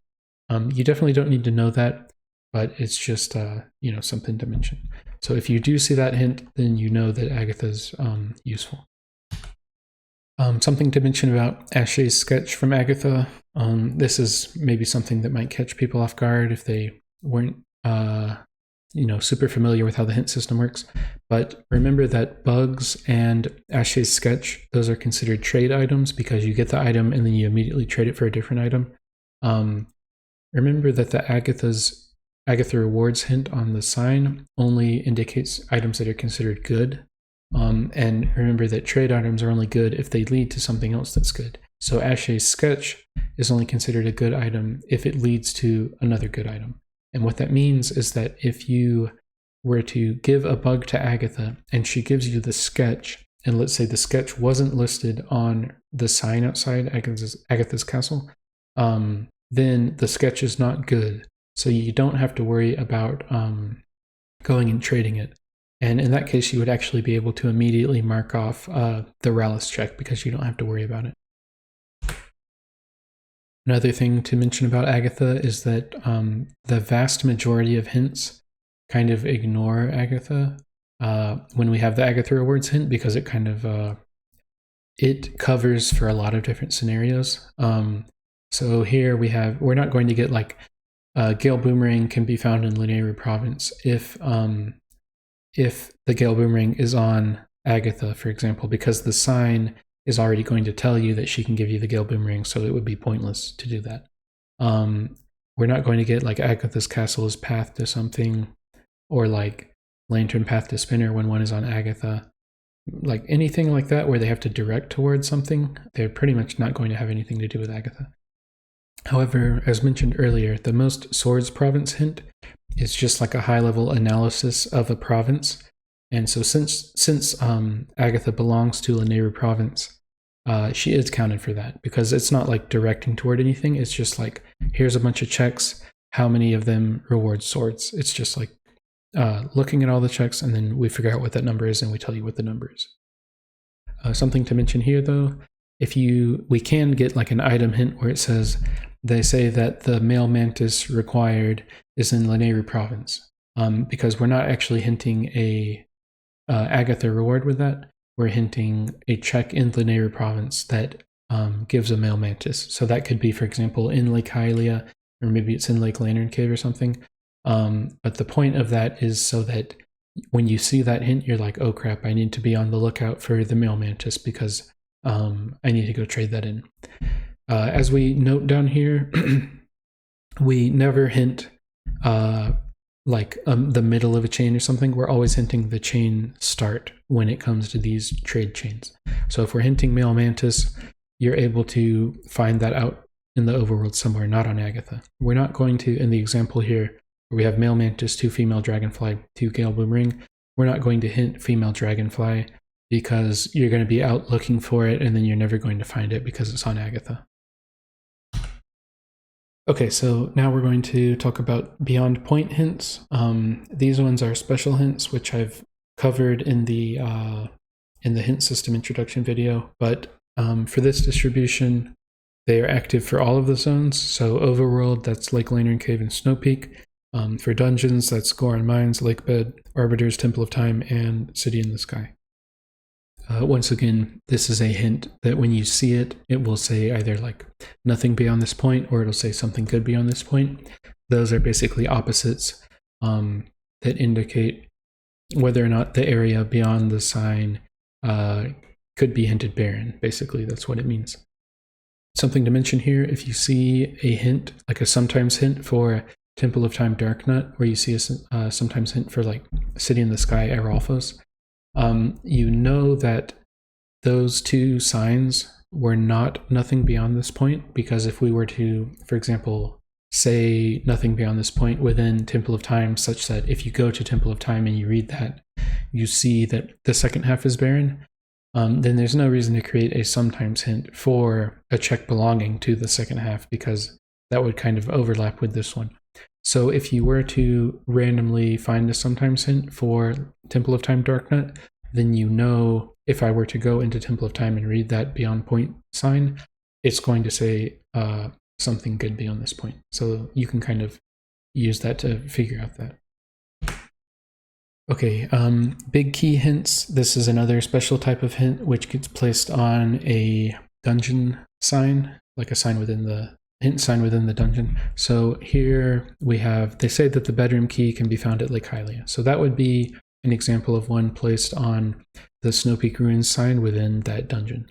And this is to help sort of be an anti-casino measure against not being able to find big keys.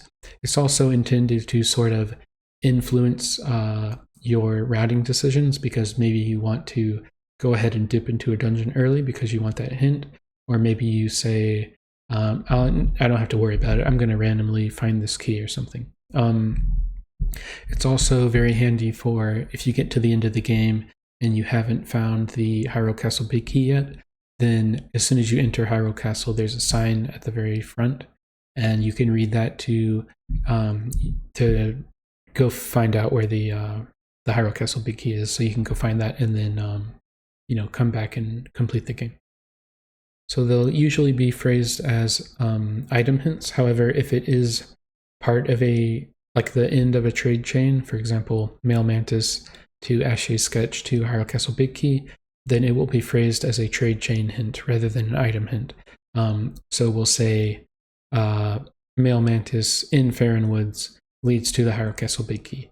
And that's so you don't get a hint. Like in this case, if we said, hey, Hyrule Castle big key is in Kakariko Graveyard, then let's say you go complete the graveyard other than the Rallis check, then you're kind of like, well, this isn't a very good position because now you're out there looking for Ashay's Sketch. And then in the example here, it would be Ashay's Sketch would be listed on the Agatha rewards hint on the sign outside Agatha's castle. And then you say, okay, well, I'm looking for a bug that can be literally anywhere. So that's why this hint in that case is phrased as Male Mantis in Faron Woods. So you know exactly what trade item you're looking for, and you know exactly which zone to find it in. Because, yeah, the alternative of just an item hint would not be very helpful at all. Okay, just to quickly go over the hints on dungeon signs again. Normal types of hints like Baron and Path and so on, those ones are placed on overworld signs, or some starting hints are pulled out and put on the Ordon sign. Those ones are not placed on dungeon signs. The only type of hint that is placed on a dungeon sign is are the special hints. So you have the Beyond Point hints for some of them. This is all the dungeons other than Forest Temple, Snow Peak Ruins, and Hyrule Castle. You also have big key hints, which are placed on all of the dungeon signs, so the 3 required and Hyrule Castle. Important to note here, we do start with 2 of the Goron Mines key shards, so all of the dungeons only have a single key that you have to find. Last thing to mention here, remember that all zones, if they are a hinted Baron zone, then they have a Baron hint on their sign that indicates this zone is Baron. So if you have a dungeon that is hinted Baron, for example, Forest Temple, then if you were to go in Forest Temple early on, let's say it's one of the very first things you do, and you read the Forest Temple sign, then that sign is going to tell you Forest Temple is Baron. So there's no reason to be afraid about wasting a bunch of time in a hinted Baron zone, because if you read the sign, you'll immediately know whether or not that zone is hinted Baron. Okay, we're at the end. I think I only have one more slide. Okay, so just some final thoughts on all of this stuff. These race settings, ultimately the main purpose is to introduce new ideas and to get people to see some of the new possibilities that are built into the hint system that are only possible because of how the hint system was built, and some things that are just unique to TPR that you're not going to see in other Zelda games. I definitely don't claim that what I have here is perfect. I'm sure if I had like another 6 months, then I would just continue to keep making changes. But at some point you have to kind of stop and then actually put what you have in front of other people. And we're definitely at that point. So this is what I made it to. I do feel pretty good about it. Just excited to see how other people react to this stuff. I would like to ask that people give the self-hinting Baron zones a chance. I've seen a lot of sentiment that Oh yeah, of course. Obviously, just start with all the Baron hints, right? However, I'm assuming those people haven't considered this option. I would definitely encourage people to try it out. I've recorded 3 different videos of me playing through seeds with these rules, and as you'll see if you watch those, not starting with all of the hints is definitely not a bad thing at all. And in fact, I think it's actually a good thing. Last thing to say here, hashtag free tot. Temple of Time behind 3 swords needs to die and go away. Also, if you want to see the text version of the race rules, which will be the most up-to-date on everything, and it will also have the setting string and some other links, that will be in the video description. So I'll be hosting some races with these rules pretty soon, so I'm excited for everyone to join those, and I'll be looking forward to it. Great, thanks.